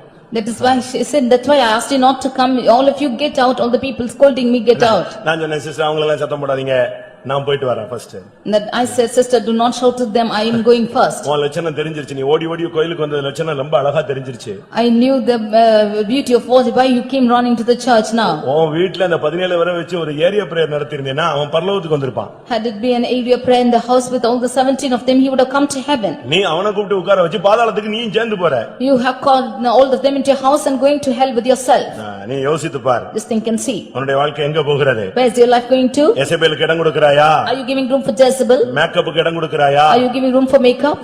பைபிள் அப்படிதான் சொல்லுது. நான் சொல்லல நீங்க வந்து தொரபாஸ்டர் வித்தியாசமா பேசுறன்னு யோசிச்சிர கூடாது. Do not think that pastor is speaking differently. அவர் அப்படிதான் பேசுவார். He will speak like that. என்ன பண்றது? நான் பேசிதான் அவனு நீ கேட்டுதான் ஆகணும். I will have to speak and you will have to listen. எசபேலை Jehu சந்திக்கிறான். Jehu is meeting Jezebel. அப்படி சந்திக்கும் பொழுது என்ன நடந்தது? At his meeting what happened? அவள் எப்படி வந்து நின்றாள்? How did she come and stand? அந்த அபிஷேகத்தோடு அவன் வரும் பொழுது When he came with that anointing, அங்கே நடந்தது என்ன? what happened there? 2 ராஜாக்கள் 9ஆம் அதிகாரம் 2 Kings chapter 9 30ஆம் வசனத்திலே verse 30. யெகூ இஸ்ரவேலுக்கு வந்தான். Jehu came to அதை Jezebel. எசபேல் கேட்டபோது When தன் Jezebel கண்களுக்கு heard it, மையிட்டு தன் தலையை சிங்காரித்துக் கொண்டு ஜன்னல் வழியாய் எட்டி பார்த்தாள். she applied to her eyes and she plaited her hair and looked over in the window. அதுவரைக்கும் மேக்கப் போடுறதுக்கு கர்த்தர் அனுமதித்தார். அன்றைக்கு மேக்கப் போட்டதுக்கு கர்த்தர் நியாய தீர்ப்பு கொடுத்து சாகடித்தார். Until then the Lord allowed her to put on the makeup, but then the Lord judged her to death. இந்த எசபேலுடைய ஆவி என்ன தெரியுமா? What is the spirit of Jezebel? ஊழியக்காரங்களை கூட கெடுக்கிற ஆவி. It is even spoiling the servants of God. நல்ல Bible இருந்தா வீட்ல போய் வெளிப்படுத்தல் 2:20 படித்துக்கொள். If you read the word of God, Revelation 2:20, ஊழியக்காரங்களை தவறு செய்யறதுக்கு ஏவுறதுதான் எசபேலுடைய spirit. the spirit of Jezebel is causing even the servants of God to fail. ஊழியக்காரங்களுக்கு உனக்கு ஒரு limit இருக்கணும். You should have a limit between you and the servants of God. இந்த லிமிட்டை தாண்டி நீ வரக்கூடாது. You should not come inside this limits. இவனும் வரக்கூடாது நீயும் வரக்கூடாது. He should not come there, neither should you come. அதுதான் கரெக்டான தெய்வீக வாழ்க்கை. That is the divine godly life. கர்த்தருடைய பரிசுத்த நாமத்துக்கு மகிமை உண்டாவதாக. Glory be to the holy name of the Lord. இந்த காலை வேளையில் கர்த்தர் பேசுகிறார். நீ எதற்கு இடம் கொடுக்கிறாய்? This morning the Lord is speaking as to what you are giving room to. பிசாசுக்கு இடம் கொடுக்கிறாயா? Are you giving place to devil? பிசாசின் ஆயுதமாகிய துயரத்துக்கு இடம் கொடுக்கிறாயா? Are you giving room for weariness, which is the weapon of devil? தேவனுடைய நாமம் தூஷிக்கப்பட இடம் கொடுக்கிறாயா? Are you giving room for the name of the Lord to be blasphemed? உன் மாம்சத்தை பாவத்துக்குள்ளாக்க வாய்க்கு இடம் கொடுக்கிறாயா? Are you giving room for your words that your flesh should sin? வீண் பேச்சுக்கு இடம் கொடுக்கிறாயா? Are you giving room for vain talking? உன் பிள்ளைகளை தவறான பாதையிலே வழிநடத்த இடம் கொடுக்கிறாயா? Are you allowing your children to go in wrong paths? உன் வாழ்க்கையில மற்ற நபர்களுக்கு இடம் கொடுக்கிறாயா? Are you allowing the other people to take part in your life? உன்னை அசட்டை பண்ண இடம் கொடுக்கிறாயா? Are you giving room to be despised? எசபேலுடைய ஆவிக்கு நீ இடம் Are கொடுக்கிறாயா? you giving room for the spirit of Jezebel? நம்ம கவனமாக இருக்க வேண்டிய ஒரு காலகட்டத்துக்கு நாம் வந்திருக்கிறோம். We have come to a period of time when we should be very careful. பாருங்க நம்முடைய ஜீவிதத்துல எவ்வளவு தோல்வி வந்தாலும் How much ever failures come into our life, தேவன் நம்மை சத்துருவின் கையில இடம் கொடுக்கவே இல்லை. God is never admitting us to into the hands of the enemy. நான் அதுக்கு சில வசனங்களை சொல்லி முடிக்கிறேன். I will tell certain verses for this and finish. ஆண்டவர் ஒரு மனுஷன் மேல கண்ணோக்கமா இருந்தா அவனை பாவம் செய்ய அனுமதிக்கிறதே கிடையாது. Because the Lord is cautious about a person, he never allows him to sin. தேவனால் பிறந்தவன் பாவம் செய்யான். One who is born of God never commits sin. ஆதியாகமம் 20ஆம் அதிகாரத்தை பார்க்கும் பொழுது When we read in Genesis chapter 20, ஒரு மனிதன் ஒரு தவறு செய்ய முடியாத ஒரு பெண்ணை இழுத்து கொண்டு வந்து விட்டான். one man brought a girl to commit error. அது அந்த காலத்துல அது சரியாக இருந்தது. At that times it was right, ஆனாலும் அது தவறு. but that was wrong. கர்த்தர் என்ன செய்தார் தெரியுமா? What did the Lord do? அவன் ஆண்டவர்ட்ட பேசினான், நான் தப்பு பண்ணல ஆண்டவரேன்னு சொன்னான். He spoke to the Lord saying that I have not done wrong. உடனே கர்த்தர் சொன்னார், ஆம் நீ பாவம் செய்ய நான் உனக்கு இடம் கொடுக்கவில்லை. And the Lord said, yes, because I did not admit you to commit sin. சூழ்நிலை மாறிடுச்சு. The situations changed. தவறு நடக்க போகுது. The wrong is going to take place. அப்படிப்பட்ட கிரிட்டிக்கலான ஒரு சூழ்நிலையில கர்த்தர் சொல்றாரு, நீ பாவம் செய்ய நான் இடம் கொடுக்கவில்லை. In such a critical situation, the Lord said, I have not admitted to commit sin. ஒரு புறஜாதி மனுஷன் தவறு செய்ய கூடாது என்பதில் தேவன் எவ்வளவு கவனமாக இருக்கிறார். See how God is cautious that a stranger also should not commit sin. அப்படியானால் If so, நீயும் பாவம் செய்ய கர்த்தர் இடம் கொடுக்க மாட்டார். The Lord will not admit to you to commit sin. அடுத்ததாக ஆதியாகமம் 31ஆம் அதிகாரத்திலே பார்க்கும் பொழுது Nextly in Genesis chapter 31, Laban அவனுக்கு தீங்கு செய்யும்படியாக புறப்பட்டு வந்தான். Laban came ahead to do evil. கர்த்தர் என்ன செய்தார்? What did the Lord do? யாக்கோபுக்கு தீங்கு செய்ய அவனுக்கு இடம் கொடுக்கவே இல்லை. He did not admit him to cause evil to உனக்கு Jacob. விரோதமாய் பலரும் கைபோட எத்தனிக்கிறார்கள். There were many people who could put on hands on you, உன் பிசினஸுக்கு தீங்கு செய்யும்படியாக, that he might cause wrong to your business, உன் குடும்பத்துக்கு தீங்கு செய்யும்படியாக, that he might cause evil to your உன் family, ஊழியத்துக்கு தீங்கு that he செய்யும்படியாக, might cause evil to your ministry. எப்படியாயினும் உனக்கு தீங்கு செய்யணும்னு பல வல்லமைகள் போராடுகிறது. Many spirits are working that it might cause evil to you. உனக்கு தீங்கு செய்ய அந்த வல்லமைகளுக்கு சக்தி உண்டு. There are powers for that evil ones to cause evil to you. ஆனாலும் உன்மேல் மனதுருகுகிற கர்த்தர் செய்கிற காரியம் என்ன? But the Lord who has compassion on you, what does he உனக்கு do? தீங்கு செய்ய அவர்களுக்கு இடம் கொடுப்பதே இல்லை. He does not admit them to cause evil to you. 1 Samuel 25:26 பார்க்கும் பொழுது 1 Samuel 25:26, அங்கே தாவீது அபிகாயில் சொல்லுகிறாள், நீ ரத்தம் சிந்த கர்த்தர் இடம் கொடுக்கவில்லை. there Abigail says that the Lord did not admit you to bloodshed. ஏனென்றால் நீ ரத்தம் சிந்தினால் தேவனுடைய ஆலயத்தை கட்ட முடியாது. If you should shed blood, you cannot build the temple of God. நீங்கள் தவறு செய்ய கர்த்தர் ஒருபோதும் அனுமதி இடம் கொடுப்பதே இல்லை. The Lord never admits you to do wrong. தவறுகளுக்கு அப்போ தவறுகள் சம்பவித்து விடுகிறதே, Then there is wrong which is taking place, அது தேவன் அனுமதித்ததில்லை, நீ போய் சிக்கிக் கொண்டது. that the Lord has not admitted it, you have got caught into it. அதே 1 சாமுவேல் 25:34 பார்க்கும் பொழுது 1 Samuel 25:34, மற்றவர்களுக்கு நீ பொல்லாப்பு செய்ய கர்த்தர் உனக்கு இடம் கொடுக்க மாட்டார். the Lord will not allow you to hurt the others. நீ கர்த்தருக்காக நிக்கணும் நீ எப்ப ஆசைப்பட்டியோ அப்படி நீ கர்த்தருக்காக நிக்கணும் நீ பிளான் பண்ணினா உன்னை கரெக்டான பாதையில கர்த்தர் நடத்துவார். தவறுகளுக்கு இடம் கொடுக்க மாட்டார். When you want to live for the Lord, then the Lord will not allow you to hurt others and cause error. 1 நாளாகமம் 16:21 பார்க்கும் பொழுது 1 Chronicles 16:21, அங்க என்ன சொல்லி இருக்கிறது? what is told there? உன்னை ஒடுக்க சத்துருவுக்கு அவர் இடம் கொடுக்கிறது இல்லை. He will not allow the enemy to empower you. எவ்வளவு அருமையான தேவன் பாருங்க. See what a beautiful God நீ is. எவ்வளவோ நேரம் பிசாசுக்கு இடம் கொடுத்துற, ஆனா சத்துரு உன்னை ஒடுக்கிறதுக்கு அவர் பெர்மிட் பண்றதே கிடையாது. You have given room for Satan at many times, but he did not suffer the enemies to take over you. 1 நாளாகமம் 16:21 வாசிக்கலாம். 1 Chronicles 16:21, அங்க என்ன சொல்லப்பட்டிருக்கிறது? what is told there? அவர்களை ஒடுக்கும்படி ஒருவருக்கும் இடம் கொடாமல் அவர்களை ஒடுக்கும்படி ஒருவருக்கும் கர்த்தர் இடம் கொடுக்கவில்லை. He suffered no man to do them wrong. இன்றைக்கு வரைக்கும் உன்னை எந்த வல்லமை மேற்கொள்ளாததுக்கு காரணமே கர்த்தர் அதுக்கு இடம் கொடுக்கவே இல்லை. The reason for the past not to empower you is the Lord did not admit them. பேதுருடைய விஷயத்துல கர்த்தர் பேசும் பொழுது When the Lord spake concerning Peter, உன்னை சுலகினால் புடைக்க அவன் உத்தரவு கேட்டான். he had caused me to swift you. நானோ உன்னுடைய விசுவாசம் ஒளிந்து போகாதபடி உனக்காக பிதாவினிடத்தில் வேண்டிக் கொண்டேன். But I pleaded to the Father that your faith fail not. பாத்தீங்களா, உங்களை ஒடுக்கிறதுக்கு கர்த்தர் அனுமதி கொடுக்கிறதே இல்ல. The Lord never admits you to be accused. பிசாசுக்கு பெர்மிட் கொடுத்தா நீ என்ன ஆகுறது? If the Lord give room for the Satan, what will happen to you? யோபுவினுடைய விஷயத்துல கை மாறினான் தான் பைபிள் சொல்லுது. In the matter of Job, it said that he crossed his hands. கைதான் மாறினது. Only hands were changed. நீங்க அந்த பைபிள் அழகாக படிக்கலாம். You can just read from the word of God. இதோ அவனுடையதெல்லாம் உன் கையில் இருக்கிறதுன்னு சொன்னார். Behold, all what is his is in your hands. அதுவரைக்கும் யார் கையில இருந்தது? எல்லாம் Until then, whose hands was it? தேவனுடைய கரத்தில் இருந்தது. It was all in the hands of the Lord. இப்ப சொல்றாரு அவனுடையது எல்லாம் உன் கையில் இருக்கிறது. Behold, he is now in thine hand. அவன் கையில போன உடனே என்ன நடந்துச்சு தெரியுமா? What happened to him? ஒரே நாள்ல 10 பிள்ளைகளும் செத்தது. On one hand, all the 10 children died. ஒரே நாள்ல எல்லா ஆசீர்வாதமும் ஐஸ்வரியமும் அழிந்து போனது. On one day, all his blessings and riches were spoiled. இப்ப திரும்ப வந்து தேவனிடத்துல பேசினான் சாத்தான். Now again, Satan came and spoke to him. அப்ப என்ன சொன்னா? What did he say?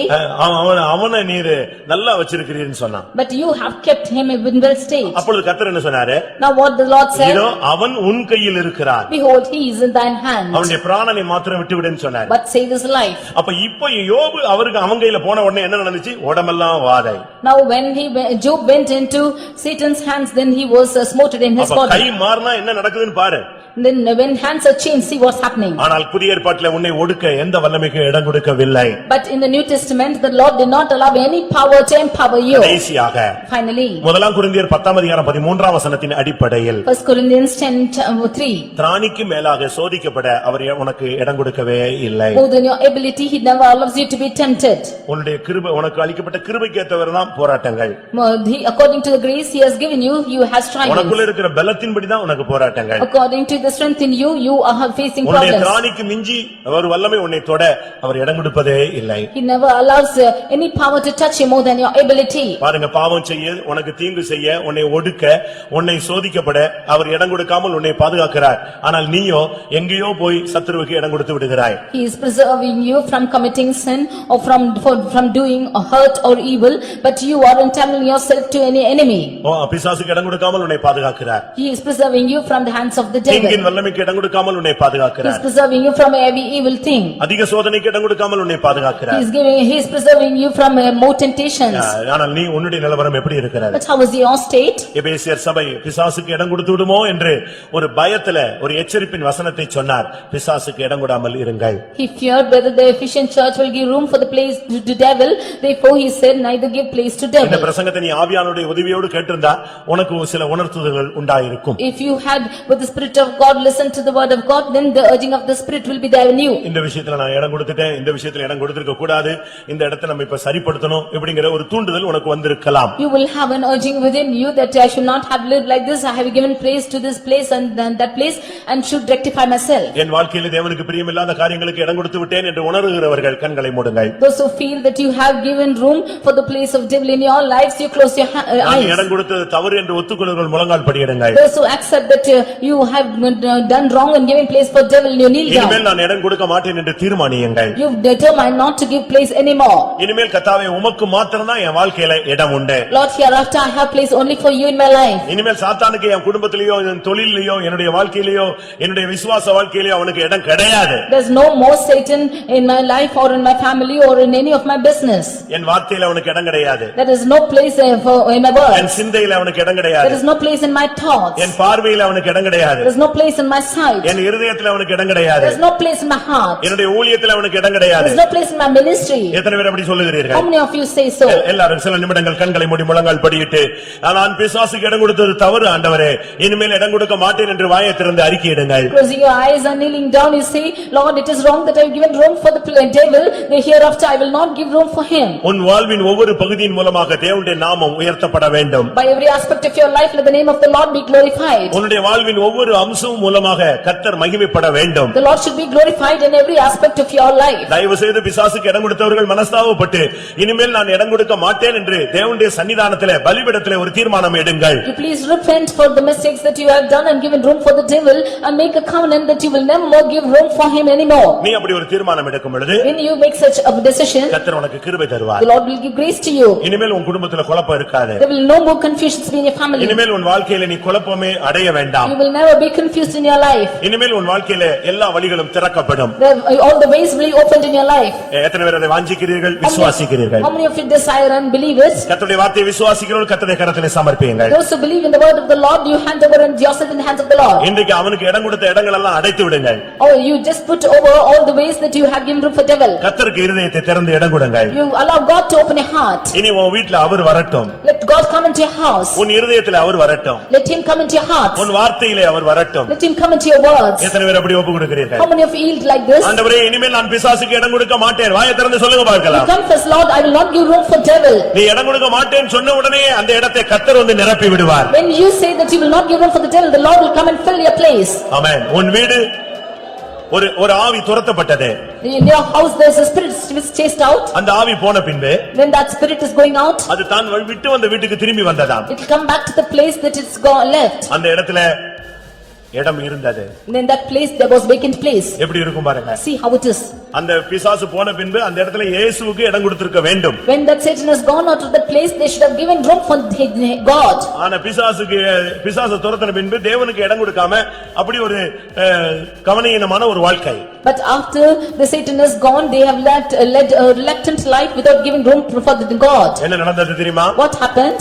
பிசாசு தன்னிலும் பொல்லாத 7 ஆவி அழைத்து கொண்டு அந்த வீட்டுக்குள்ள மறுபடி புகுந்து விட்டது. Satan brought 7 evil powers more than itself and entered into that house. இன்றைக்கு அந்த உன் வீட்ல இருந்து பிசாசு வெளியே போறது மாத்திரமல்ல, அந்த இடத்தை கிருபை நிறைப்பட்டும். Today not only Satan goes out your house, let the grace be filled in that house. விசுவாச வல்லமை நிரப்பட்டும். Let that house be filled with faith. நல்ல பிரதிஷ்டைகளால் நிரப்பிக் கொள்ளுங்கள். Let it be filled with consecrations. அந்த இடத்துல தேவனுடைய அபிஷேகம் நிரப்பட்டும். Let the anointing fill that place. இனிமேல் உனக்குள்ளே பிசாசுக்கு இடம் கிடையாது. Thereafter there's no room for devil in your house.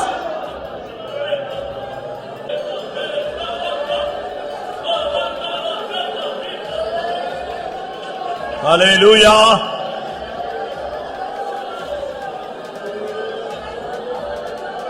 ஆம்.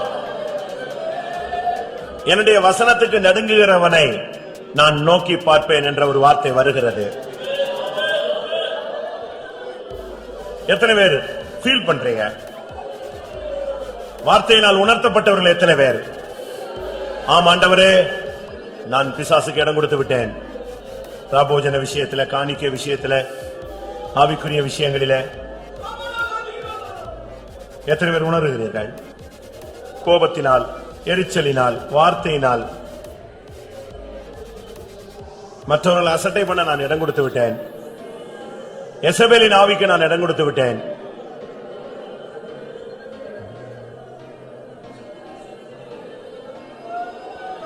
எத்தனை பேர் ஒத்துக்கொள்கிறீர்கள்? வீண் வார்த்தைக்கு நான் இடம் கொடுத்து விட்டேன். துயரத்துக்கு நான் இடம் கொடுத்து விட்டேன். எனக்கு கிடைத்த நேரத்துல எல்லாம் உட்கார்ந்து அழுது அழுது நேரத்தை வீணாக்கிட்டேன். சுவாமி, உம்முடைய நாமம் தூஷிக்கப்பட நான் இடம் கொடுத்து விட்டேன். மன்னியும் ஆண்டவரே. உங்கள் வாழ்க்கையில அந்நியனுக்கு நீங்கள் இடம் கொடுத்திருக்கிறீர்களோ? எல்லாரும் கைகளை கீழே போடுங்க. வேத வசனத்தின் அடிப்படையில் நான் கேட்ட வார்த்தைகளை உணரும் பொழுது நான் பிசாசுக்கு இடம் கொடுத்திருக்கிறேன் என்று ஒத்துக்கொள்கிறேன் சொல்றவங்க இப்பொழுது கைகளை உயர்த்துங்கள். ஏதாவது ஒரு சந்தர்ப்பத்தில் 100% அல்ல, 1%, 1% நான் இடம் கொடுத்துட்டேன். இல்ல, அநேக சதவீதங்கள், அதிக சதவீதங்கள் நான் இடம் கொடுத்துட்டேன். இன்னைக்கு நான் உணர்த்தப்பட்டேன். ஆண்டவரே, இனிமேல் நான் இடம் கொடுக்க கூடாது என்று தீர்மானித்திருக்கிறேன். இனி நான் இடம் கொடுக்காமல் என்னை பாதுகாத்துக் கொள்ளும். எனக்கு ஒரு கிருபதாரம், கரெக்டான நேரத்தில் ஆலோசனை சொல்லித்தாரும்.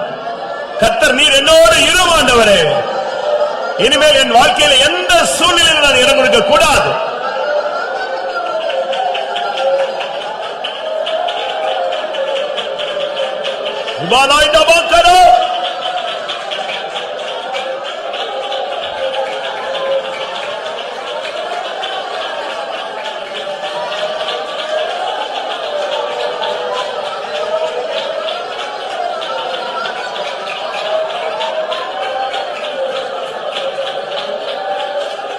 ஆம், ஆம். அநேக ஆசீர்வாதம் உன்னை விட்டு போனதுக்கு நீதான் காரணம். உன் குடும்பத்தின் குழப்பத்துக்கு நீ புருஷன் காரணம் அல்ல, மனைவி காரணம் அல்ல, நீதான் காரணம். உன் ஊழியம் பிரகாசிக்காததற்கு யாரும் காரணம் அல்ல, நீதான் காரணம். நீ இடம் கொடுத்தபடினால்தான் அந்த வல்லமை உன் பிரகாசத்தை அணைத்து போட்டது. அவன் மங்கி எறிகிற திரியை அணைக்கிறவன், அவன் நெறிந்த நாளை முறித்து போடுகிறவன்.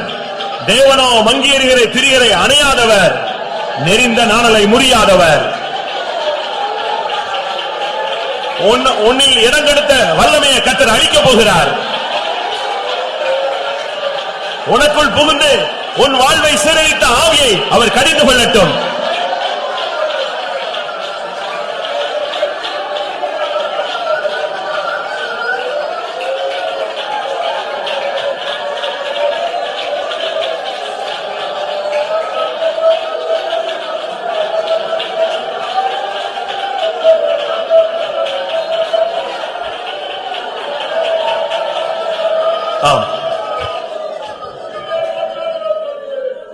ஒரு குடும்பத்தை எனக்கு தெரியும். 2 வருடமாக அவர்கள் பேச்சுவார்த்தை கிடையாது. ஆனால் ஒரே வீட்டில் இருந்தார்கள். 2 பேருக்கு சுத்தமா கான்டாக்டே கிடையாது.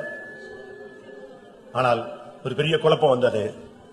சண்டை போட வேண்டிய ஒரு சூழ்நிலை, குடும்பம் பிரிய வேண்டிய சூழ்நிலை. நான் அடிக்கடி அந்த வீட்டுக்கு போய் அவர்களுக்கு சொல்லியிருந்தேன், நாம் தாழ்ந்து போனால் குடும்பம் சரியாகிவிடும். புருஷனும் மனைவியும் ஒரு 20 நிமிடம் பேசினார்கள். கடைசியாக அந்த சகோதரி இறங்கி வந்து, நானும் நடந்து கொண்டது தவறுதான் அப்படின்னு சொல்லி ஒத்துக்கொண்ட போது அந்த பிரச்சனை அன்றைக்கு முடிவுக்கு வந்தது. அதனுடைய சரியான அர்த்தம் என்ன தெரியுமா? சாத்தானுடைய தலையை அந்த சகோதரி நசுக்கி விட்டாள். ஆம், உன் வீட்டில் சிசரா படுத்து கிடக்கிறான். அந்நிய வல்லமை உன் வீட்டில் புகுந்து படுத்திருக்கிறது. யாகேலை போல ஒரு ஆணியை எடுத்துக்கொண்டு, கூடார ஆணி எடுத்து அவன் தலையில் அடிப்பாயாக. சத்துருவை நியாயம் தீர்ப்பாயாக. உன் குடும்பத்தை அலக்களிக்கிற ஆவியை எதிர்த்து நில், இடம் கொடாத.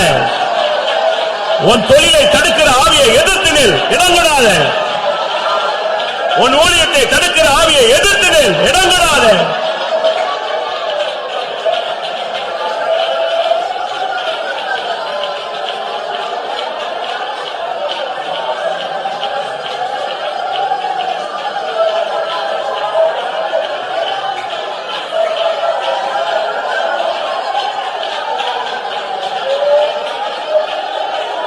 ஹல்லேலூயா. ஆமென். ஆம். எத்தனையோ பிசாசுக்கு நீ இடம் கொடுத்தும், எத்தனையோ வல்லமை உன் குடும்பத்தில் புகுந்து அலக்களித்தும், இதுவரை அது பல நஷ்டங்களை உண்டு பண்ணியும் உன்னை ஜெயிக்க முடியாமல் போராடி கொண்டிருக்கிறது. நீ விசுவாசிக்கிறாயா? எத்தனையோ வல்லமை உன் குடும்பத்துக்குள்ள வந்து விட்டது. ஆனா உன்னை அழிச்சிடணும், இல்லாம ஆக்கிடணும்னு போராடுறான். ஆனா இதுவரைக்கும் அது முடியல. அந்த விஷயத்துல மட்டும் அவன் தோத்து போய் கொண்டே இருக்கிறான். காரணம், கர்த்தர் உன்மேல் பிரியமாயிருக்கிறார். இன்றைக்கும் கர்த்தர் உன்னை நேசிக்கிறார். அவர் உன்னை விட்டு விலகவில்லை. அவருடைய கிருபை உன்னை விட்டு விலகவில்லை.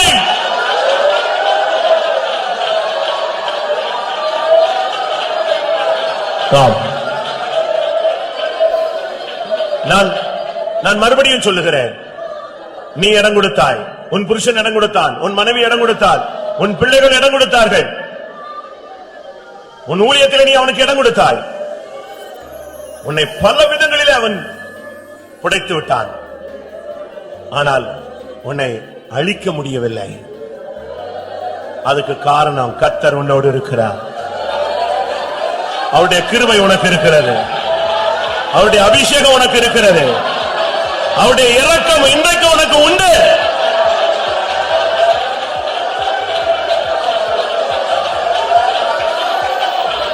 இன்றைக்கு அந்த சத்துருவை கர்த்தர் நியாயம் தீர்க்கட்டும். எருசலேமை தெரிந்து கொண்ட கர்த்தர், சாத்தானே உன்னை கடிந்து கொள்வாராக.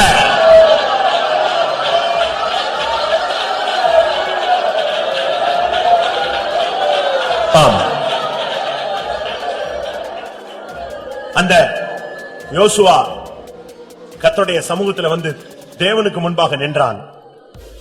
அந்த தேவ சந்நிதியிலே கூட அவனுக்கு தீங்கு செய்ய முடியாத சாத்தான் வந்து விட்டான். ஏன்? இந்த ஆராதனைக்கு கூட உன்னைக்கு பின்னணியிலே ஒரு வல்லமை வந்திருக்கலாம். ஆனால் திரும்பி போகும் பொழுது அவன் வரக்கூடாது. அவனை கர்த்தர் அழிக்க வேண்டும். இந்த கூட்டத்திலேயே உனக்கு விரோதமான வல்லமை அழிக்கப்படட்டும்.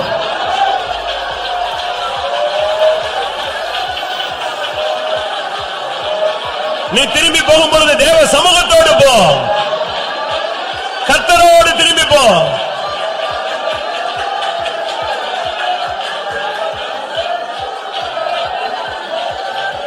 ஆமா.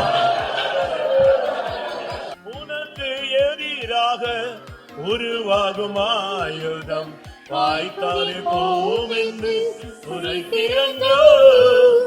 உனக்கு எதிராக உருவாகும் ஆயுதம் வாய்த்தாலே போம் என்று உரைக்கிறோ.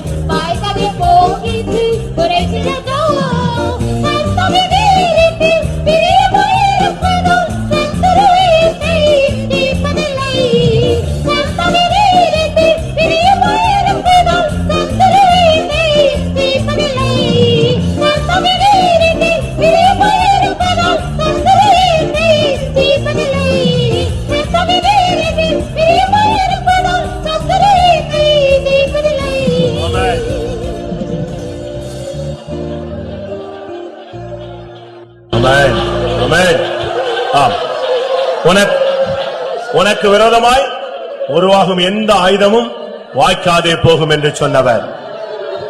உனக்கு விரோதமாய் உனக்கு எதிராக எழும்பும் ஆயுதம் வாய்க்காதே போகும் என்று உரைத்தவர். அவர் சொன்னது அப்படியே நிறைவேறும்.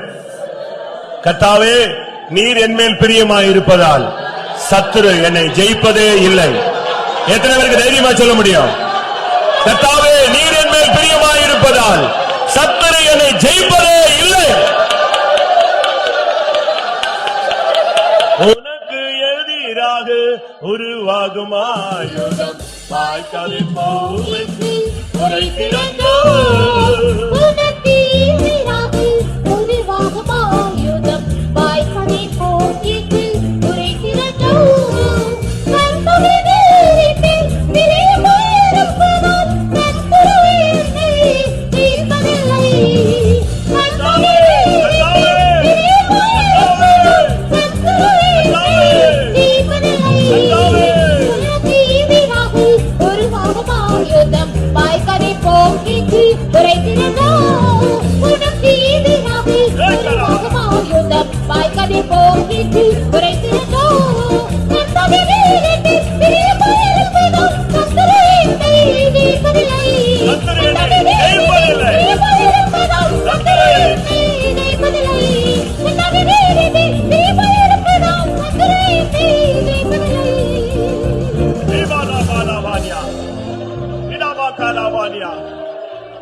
ஆமென்.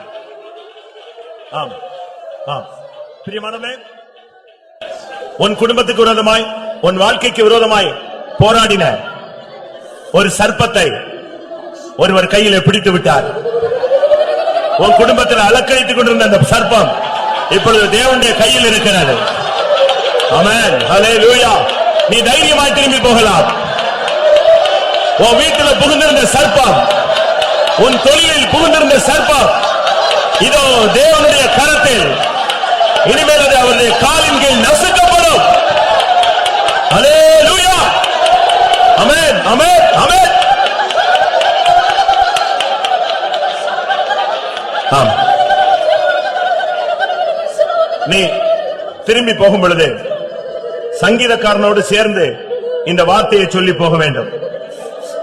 அவர் என்மேல் பிரியமாயிருப்பதால் சத்துரு என்னை மேற்கொள்வதில்லை.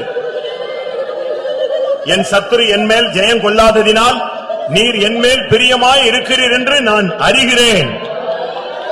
எத்தனை பேருக்கு தைரியமா சொல்ல முடியும்? ஆமென். ஹல்லேலூயா. எந்த வல்லமை இனிமேல் உன்னை மேற்கொள்ளாது. ஏனென்றால் கர்த்தர் உன்மேல் பிரியமாயிருக்கிறார். உன் குடும்பத்தின் மேல் கர்த்தர் பிரியமாயிருக்கிறார். உன் பிள்ளைகள் மேல் கர்த்தர் பிரியமாயிருக்கிறார். ஆமென், ஆமென், ஆமென்.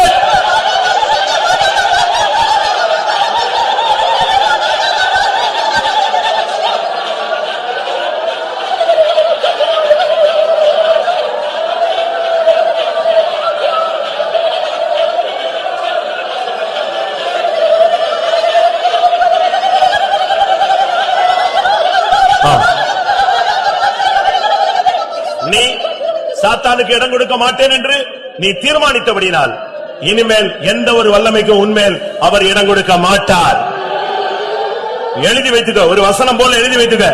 நீ இடம் கொடுக்காதபடியினால் இனிமேல் அவரும் எந்த வல்லமைக்கும் உன்மேல் இடம் கொடுக்க மாட்டார். ஹல்லேலூயா. அந்த வல்லமையை கர்த்தர் நியாயம் தீர்த்து விட்டார். ஹல்லேலூயா.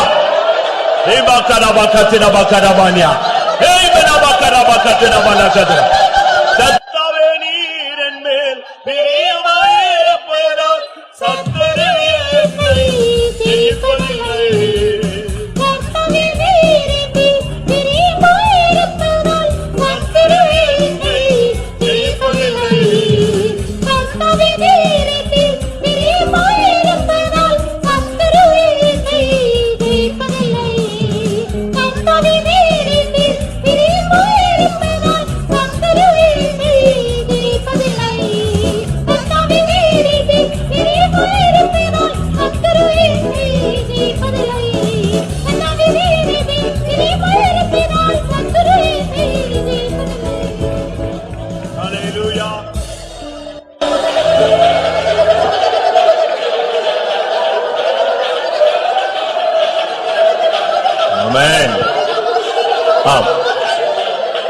ஆம். ஆம். கர்த்தருடைய வார்த்தைகளுக்காக ஸ்தோத்திரம் பண்ணுவோம். Praise the Lord, praise the Lord. எந்தெந்த சூழ்நிலைகளில் நாம் நம்முடைய வாழ்க்கையில், நம்முடைய ஊழியங்களில், நம்முடைய வாழ்க்கையின் பிற பகுதிகளில் சத்துருவுக்கு இடம் கொடுத்து விடுகிறோம் என்பதை கர்த்தர் நமக்கு விலக்கி கொடுத்தபடினால ஸ்தோத்திரம் பண்ணுவோம். நாம் சில சூழ்நிலைகளில் அப்படிப்பட்ட இடங்களுக்கு கொடுத்தாலும் கர்த்தர் நமக்கு விரோதமாய் சத்துருவை அனுமதிக்காமல் கர்த்தர் பாதுகாத்து இடங்கடாமல் நம்மை வேலையடைத்து பாதுகாத்து வருகிற தயவுக்காய் ஸ்தோத்திரம் பண்ணுவோம். Praise the Lord, praise the Lord, praise the Lord, praise the Lord. இடம் கொடுத்ததினால் உள்ள எவ்வளவு நஷ்டங்கள் என்பதை வழங்கிக் கொள்ள உதவி செய்தபடினால ஸ்தோத்திரம் பண்ணுவோம். இனிமேல் எந்த சூழ்நிலையிலும் சத்துருவுக்கு இடம் கொடாமல் ஜீவியத்தை பாதுகாத்துக் கொண்டு பரிசுத்தமாய் வாழ்ந்து அவர் வரும்பொழுது அவரை சந்திக்க உதவி செய்ய முடியாது ஸ்தோத்திரம் பண்ணுவோம்.